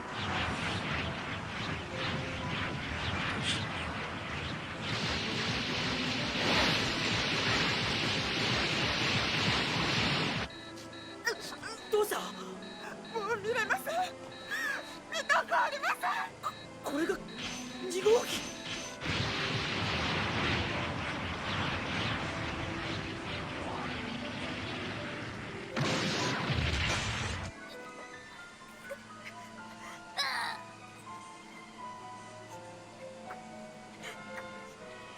殺してやる。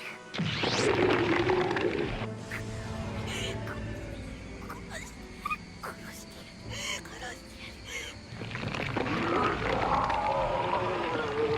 る。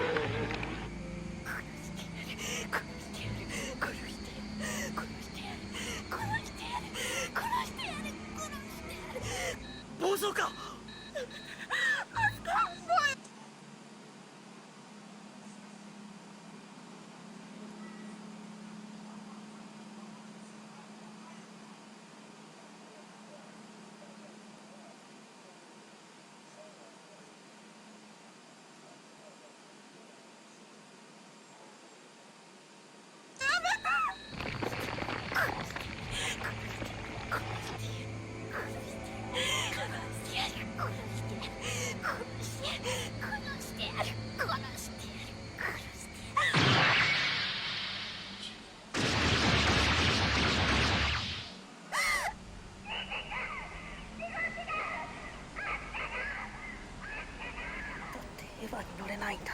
Oh, for fuck's どう sake. すればいいんだ。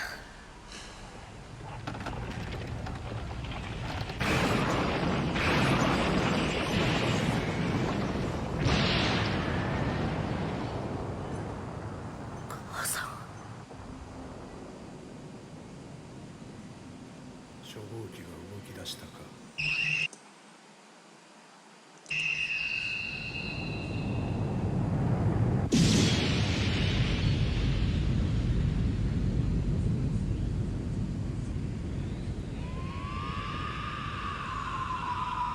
That looked cool. エヴァンゲリオンの初号機、まさに悪魔か。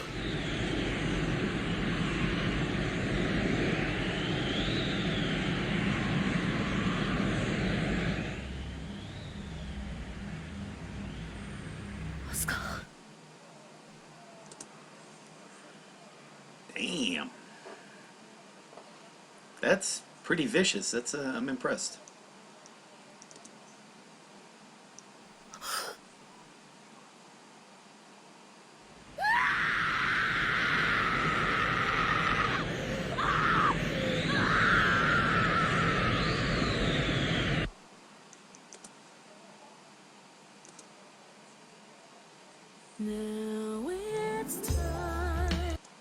Okay, so that's part one. Let me just... I don't think there's... Alright, I'm not going to play the end of that part. There was no lyrics to the song, and it's probably in English anyway. So I'll end that there. Cool. Alright, let's turn up the volume. There we go. Alright, so hour 45. So the last part went a lot faster because there's less dialogue. Much less dialogue than the first part when the battles were happening. And, yeah, that was... I get the feeling, like I said, I read what episode 25 was going to be like, and it was, you're like in the minds of people a lot more. It just was not exciting at all. This was pretty good. This is like, if these were like 2 episodes for, you know, like instead of being, let's see, 26, it ended up being 28 episodes, and this was episodes 24, let's say 25, 26, and then the next one would be 26, 27, 28. Yeah, that would be kind of cool. You definitely like want to see how does this end. That said, well, it's not that long of a story, so I can see you kind of want to make sure the denouement, like, you know, you have all this build up. You don't want the denouement to be quick, like just over like that. You do want to have some type of resolution that feels it's fulfilling. Like you know, you got to see how this is all going. Sometimes it's good, and you'll see what happens like a year or however much longer from then on out. But I don't know how this is going to end. Like I said, I have not read, haven't seen, haven't even looked at the ending yet, so I don't know. But yeah, that was cool. That was very violent, very violent. Even though, again, what was being torn apart was a monster, you associate it with, you know, Asuka, so you can see that she was being torn apart. You've got, again, Mitsuko and Misato were both killed. One just blown up. Even though she got to see a brief view of Rei. Same thing, brief view of Rei with Ritsuko. So I don't know if there's like, is she, like each of these absorbing it and putting into one of the clones? Like, you know, so in other words, passing the spirit of this person who died into these clones of Asuka. I mean, of Rei, in these Rei clones. So I don't know if that's what they're planning on it. Like, that way the person didn't... They died, like the physical body died, but the spirit lives on. Does that really count as dying? Yeah. Now, and by the way, I've gone into discussions about that. It's kind of like this. Let's say if there's a heaven and a hell, okay? And let's say you got you know, I'm not saying the Christian heaven or hell. Just say like there is some type of afterlife, okay? And if you go to that afterlife, you have zero impact on this world. Like, you cannot have any type, you can't change events, you can't alter events, you can't do anything with it. Is it really any different than the afterlife existing at all? When you think about it, it's like, yeah, it's like having a massive multiplayer online, it's like a massive online role-playing game where you're the only player. Like I said, I don't think that's any good. Like, or now, if it's like it's an afterlife and you have interactions with other things in the afterlife, that might be a different story. But again, it's just like these are 2 separate things, and you know, and since there's no interaction, you know, like, hey, there was no feedback to say, yeah, this is how you, yeah, we got into it, and this is like a good place. And you know, the idea of way I would say, like, because somebody was like saying, oh my God, we want heaven's such a great place, and it's like, maybe, but you know, the way you describe it is that if you have no impact on the world, how can you be, let's say, how can you be in paradise knowing that there are people that you love that are not in paradise? And I'm not even saying the ones that might get sent to hell, we're just talking the ones that are left back on earth. And it's like, do you really want to think it's paradise and you're just told, hey, just don't forget about that, don't worry about it? No, of course. I can't imagine if you are like still retain the personality or the what you are as a person with a physical body when you get to a metaphysical body. For it to be like count as being the same, you have to have same hopes, worries, and concerns. You would hope, or one would hope, to be that same person. And that means also you have the same worries and concerns of, you know, other people outside yourself. It wasn't like only egotistical people go to heaven. It's like people go to hell or suffering because, now that'd be kind of an interesting take. You know, hell is for people who are being punished for their crimes. You know, that's heaven, where the ones that get separated from it, they're the ones that gotta worry about, you know, not only this world but the world they're in, but also the world that they left. I mean, that could be considered torturous. You know, slowly seeing the people you love, you know, live their life, and all the pain and suffering, but also maybe the joy and love that they experience since you've left. You know, again, that life goes on. That's not necessarily, to me, that wouldn't be torturous, but you know, again, it would be the part where I couldn't take part. That's the part that'd be torturous. You know, I have no problem like seeing other people do well when I can't, but you know. Yeah, this is sort of how I thought about it. It just, so going to this with Evangelion, it's like, okay, if there's this thing like spirit, at least here the spirits are remaining and have an impact later on. Like you got the mind of Ritsuko's mother went into the computer and was still having an impact on the world. So again, that's a second life. That's not an afterlife. That's almost like a second life, I guess would be a better way of looking at it.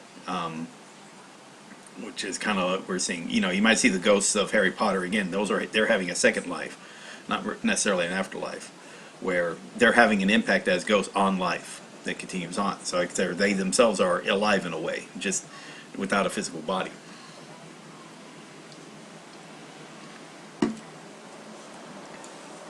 Just something I was wondering, because yeah, and again, it just seems kind of, you know, you've got major religions that have this really, and one of their selling points is a very selfish idea of an afterlife, of paradise,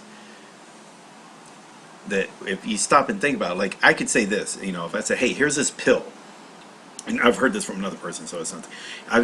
If you take this pill, you're going to experience joy and happiness like you've never known before, but you're just going to stop caring about everyone you've ever known or loved.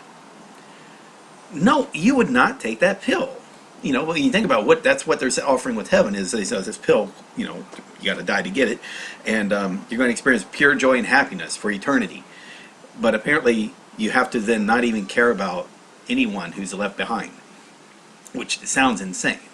It just, that's, when you think about it, it's like, so obviously then they're going to, well, no, you're going to care, you know. Well, then now you're saying if you're saying, hey, if after I die I have an impact on the world later, that's a different story. Then, and then I can say, well, if that's true, it's easy to them to prove it.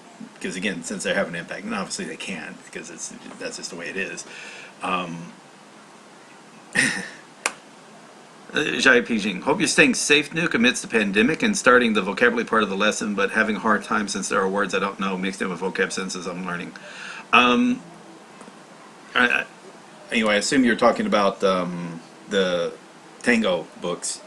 If you haven't, make sure for Tango, hopefully, depending on what your native language is, you've got the book that has your native language as the explanation as to the meanings of the sentences. And I apologize, like the Tango books that were as a decks that I put out, obviously they're typed up in English as far as the definitions, but it's not too difficult to instead just go and then type out type out the definitions of the ones that you need to keep in your native language. If English is not your native language. If English is your native, then yeah, all's well and good. It's difficult, but it can be done. The way I was saying is always start with hiragana, katakana, do the tango deck, then start the 500 kanji, then do tango in 4. That's kind of the... And while you're doing the tango deck, after the hiragana, katakana, you're doing the tango deck, each section, just kind of read a section of Take Him. Start with Take Him Basic, and then, section 1, read the first section of Take Him. Section 2, read the next section of Take Him. You don't have to do chapters, do it by section. I don't have it here, but... yeah, that's what I recommend. And you're right. Yeah, it does get kind of difficult. And the way we're trying to because you're not to the point where you can get the benefit of immersing in the Japanese language. Hence the reason about immersing yourself in the audio of the tango decks. And it sounds boring, but it's a short-term thing, but it's a necessary part to, because again, you don't want to wait. You don't want to wait forever for that step. You do want that immersion of audio, but you want the audio immersion to be effective. And the only way it can be effective is something if at least 30% of it is something you've studied. Hence the tango audio. And again, mix it in with audio of stuff you watch. Again, let's say you enjoyed Evangelion. Hell man, I love watching it. So you watch it purely in Japanese. You do know the story, but you watch it purely in Japanese, and just add about 20 minutes of Evangelion audio with every chapter of tango. So by the time you're done with the tango book, that's 10 chapters, so it's roughly about an hour's worth of audio. So you should have about 2 hours worth of anime audio, roughly. Maybe 2.5. Again, so because every anime is about 20 minutes. Or again, about essentially if it's a drama that you love, then that split it in half. So that's 20 minutes of a drama, 20 minutes of drama. And you should be fine. Just something to think about. Yeah. Anyway, about the pandemic. Yeah, I live in Yokosuka, and so I hit the international news that 2 more sailors on the base, on the U.S. base in the city, were also diagnosed as having the coronavirus. So that's up to 3 that have been discovered on the base. So that's in the town, and on top of that, 40 new cases have popped up in Tokyo. So that's just the next district over. So Kanagawa, so I'm in the prefecture, Kanagawa Prefecture. Tokyo is right next to it. So in fact, the 2 largest cities, Tokyo and Yokohama, are right by each other, and I'm just right south, same distance south of Yokohama. So 40 minutes away from Tokyo, 20 minutes away from Yokohama by train. And this is a small town of 400,000 people. So if there's an outbreak, it's going to be it can be bad. So hopefully, take care. The way it's got to make sure is hey, when you leave the house, wash your hands before you leave the house. Wash your hands when you come back. When you're out in town, maybe I need to get a squeeze bottle, but try to disinfect your hands each time new place you go into. Right now I'm saying maybe use your knuckle as opposed to your finger when you're if you're touching buttons or whatnot. But sometimes you got to use your hands. It's just when you travel. But try to minimize what the traveling about is. Just kind of maybe take this much more seriously for the next 2 weeks. So make sure the outbreak doesn't continue on. You try to minimize the impact of the outbreak. And it's going to be nasty, but it's necessary.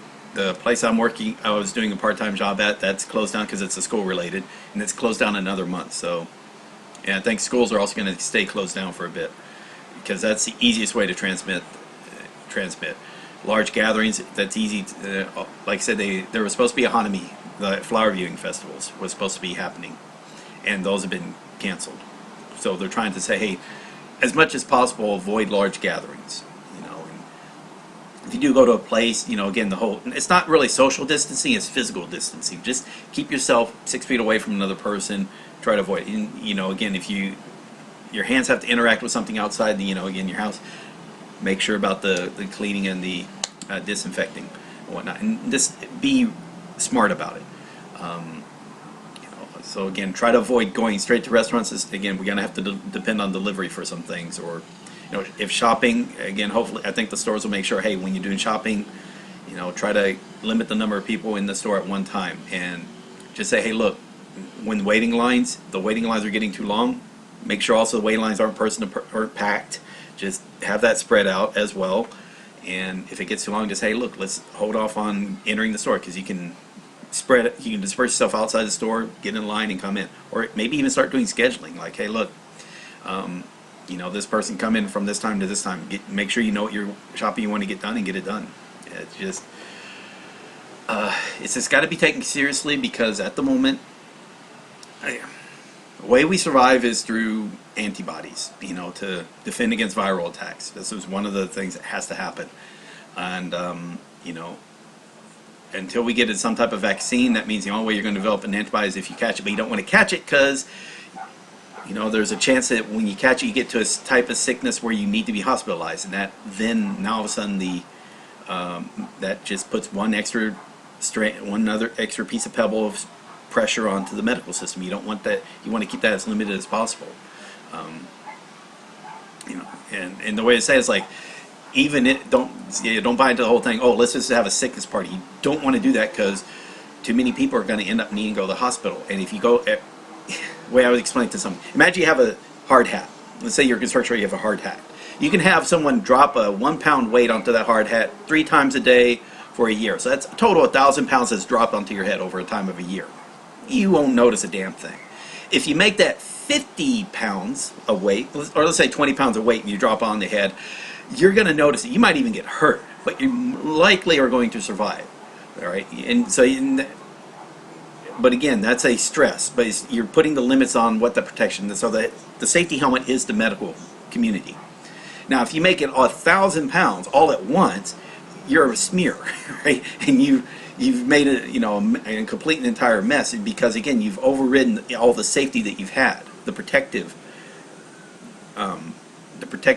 forces that you've put into place. Those have been destroyed, and most likely in the process, you made it unusable for later as well.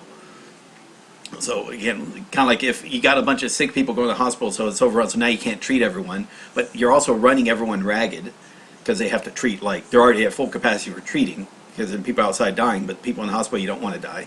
But even then, now the medical workers are getting sick. Okay, then that means now you've reduced the number of people who can help. So now not only were you at full, now you're less than full capacity, because you don't have the people to, part of the thing to being full capacity is having the medical personnel that can treat.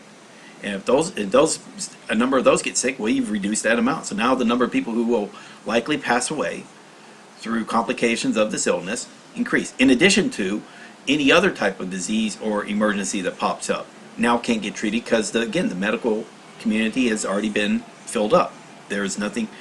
So if there's a car wreck and you need to send someone to ICU, well, they can't go to the ICU. There's already somebody who's been infected with the corona that's in the ICU. Or if there's a lady giving birth, she needs an emergency cesarean, you can't do that. The ICU is already full. Or you can't be treating community, because you know the number of people who can help out in the emergency room, a number of them are already sick. There's nobody else to help. And that's where, you know, when Sable say why they were saying this is supposed to be, you're supposed to worry about this, it's not that, you know, we haven't had thousands of people die in a year's time. It's when you have it happen in a, not just die, but they get sick and they need treatment. All right, because you're not going to say, oh, just die quietly in your house. That is not going to work.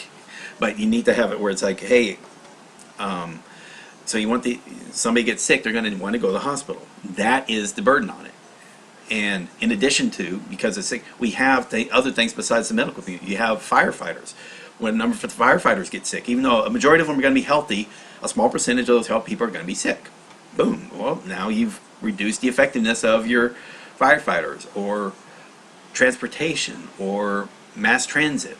It's, you make things, you impact on the ability, and it does it all at once, so that makes it that much more dangerous.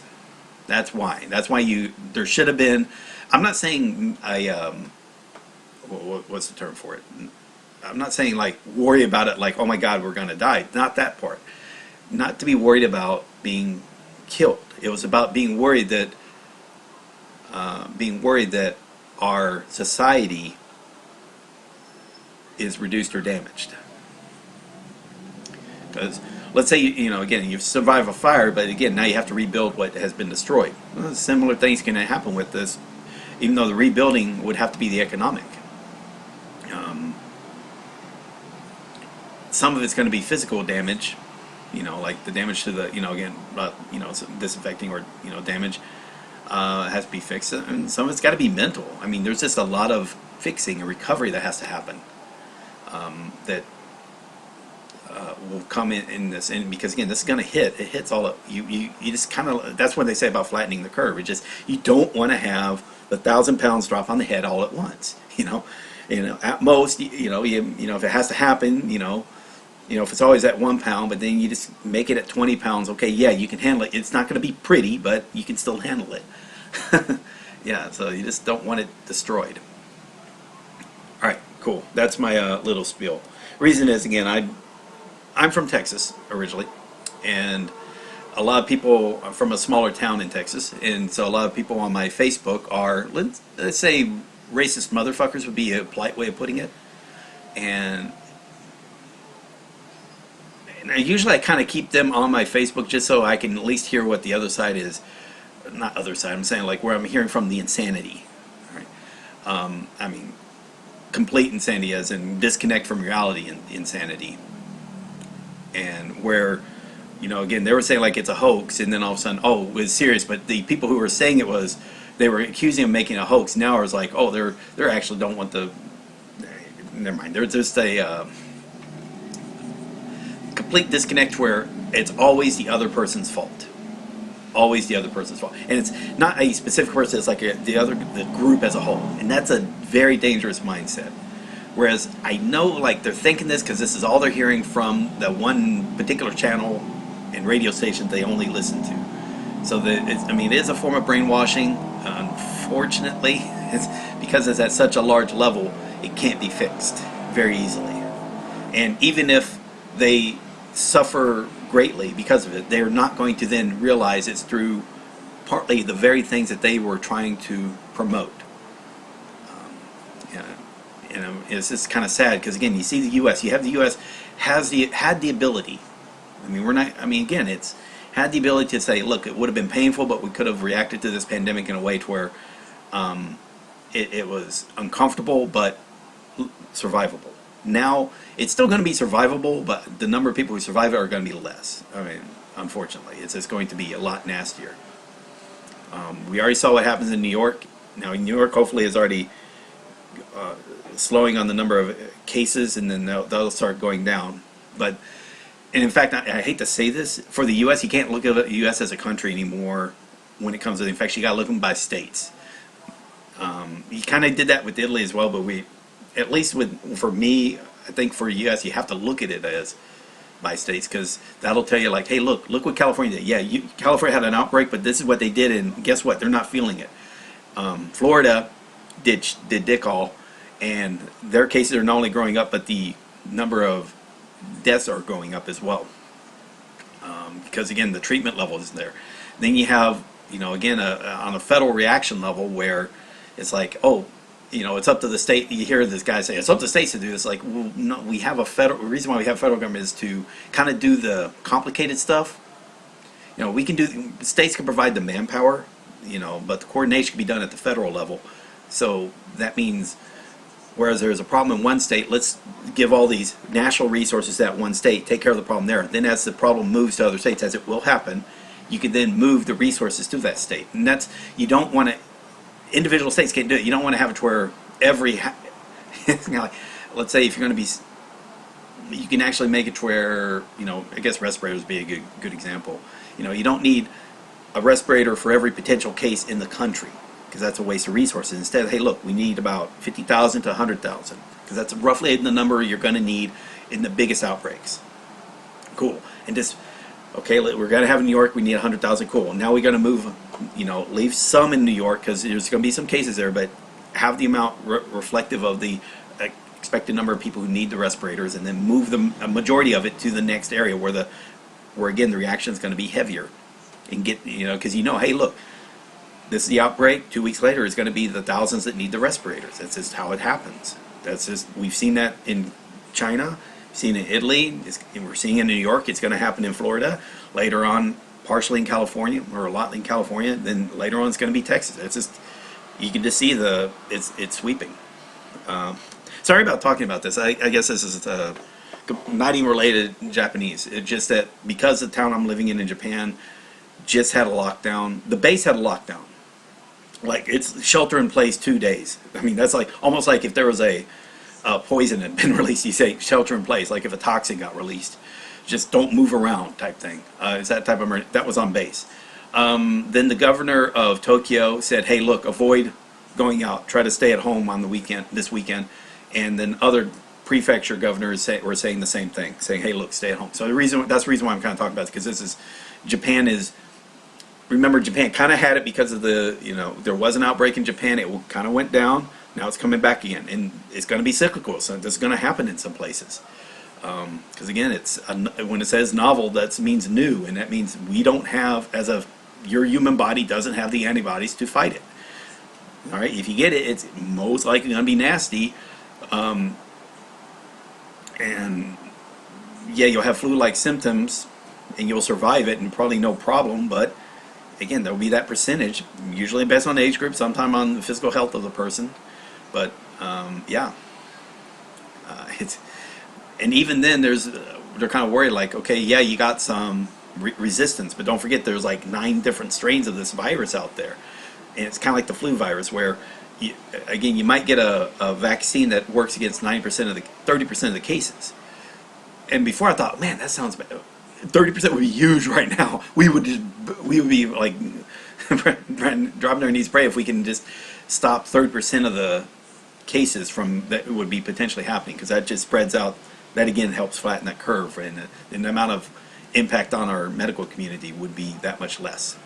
But still, that's not going to happen until about next year. That's just how it's going to be. Anyway, I apologize. I've talked enough on this. Thank you all very much. This was fun. The movie was good. The first half. I don't know what the last half is going to be like. I assume it's good, because if it had a lousy ending, that just would take away. Again, it just. You kind of have to stick the landing as good as you can in order to have a good feeling for the whole for the series as a whole. And I looked at the subreddit. There's like 100,000 subscribers to the subreddit, so that means it's fairly popular. I mean, again, this is like, what is it, 24-year-old anime, 23-year-old anime.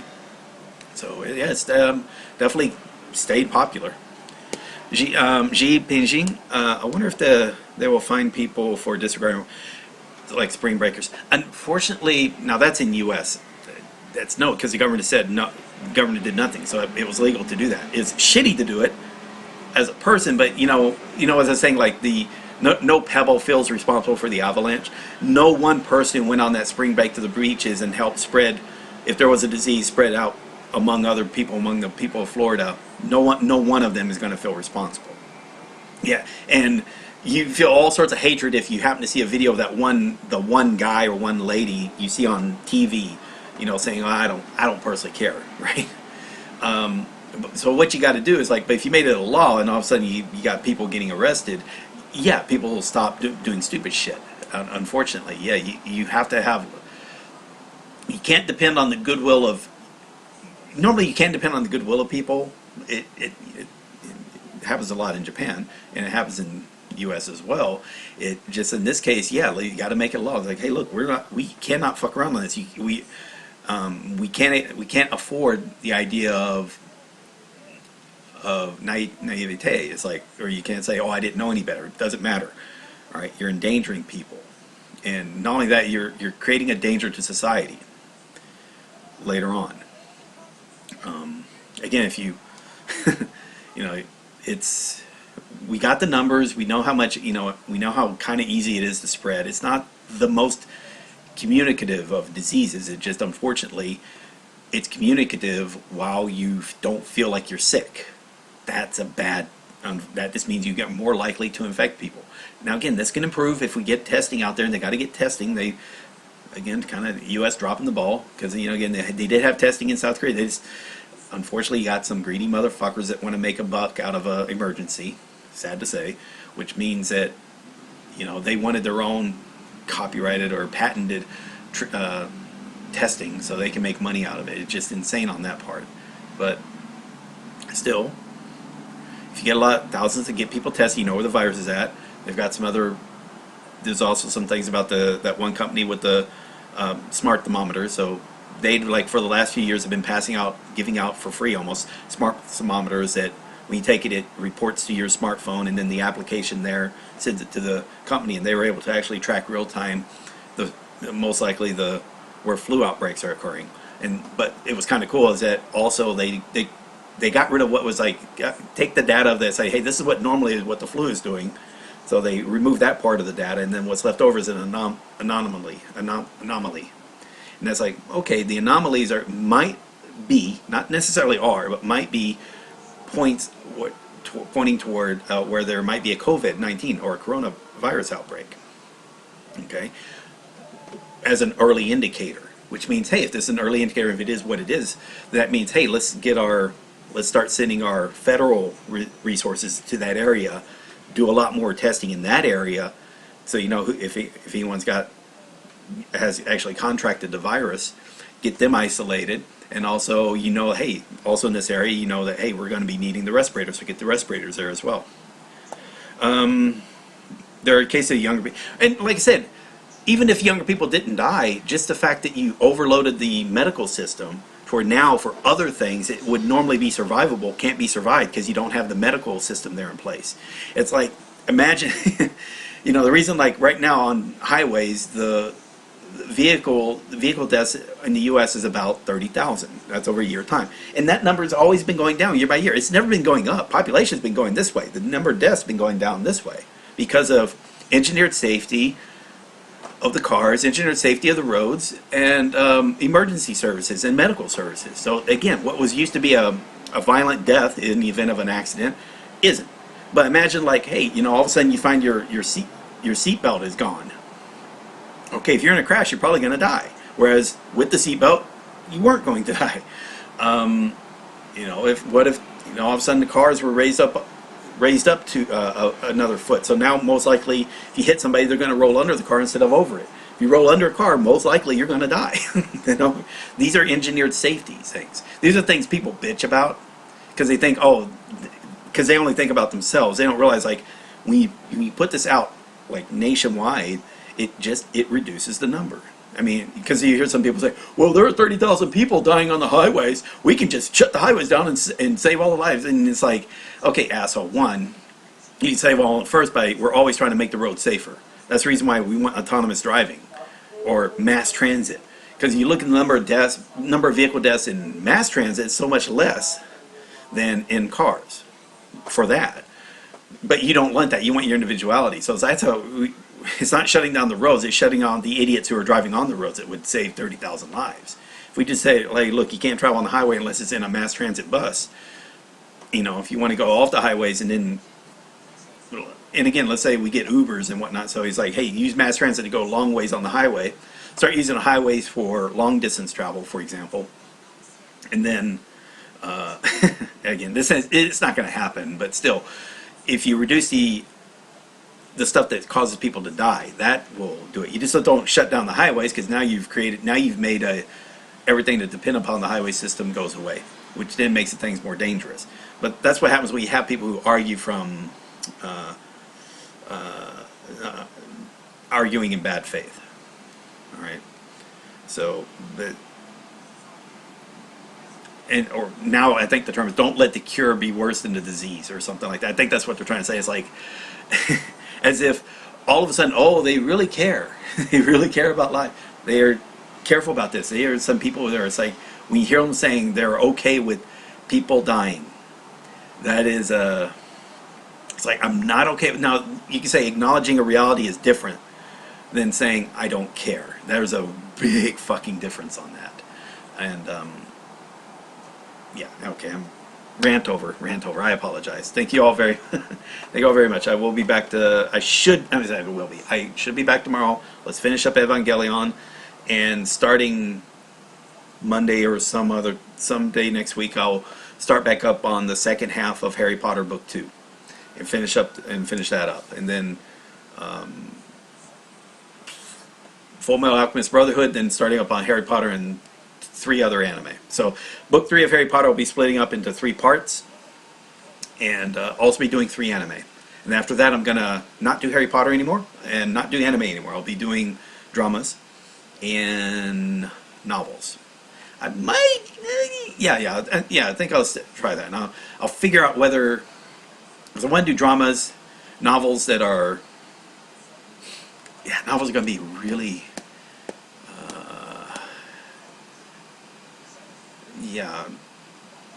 novels are going to be kind of an interesting thing, but I'll try to see if they can make it work. Cool. All right, that's it. Thank you all very much. Nick Green, and see you when I see you. Oh, yeah, let me say. And Ji Pingjing, I'm sorry if I'm pronouncing your name wrong. Pingjing. Thank you for the questions and comments. Thanks for watching.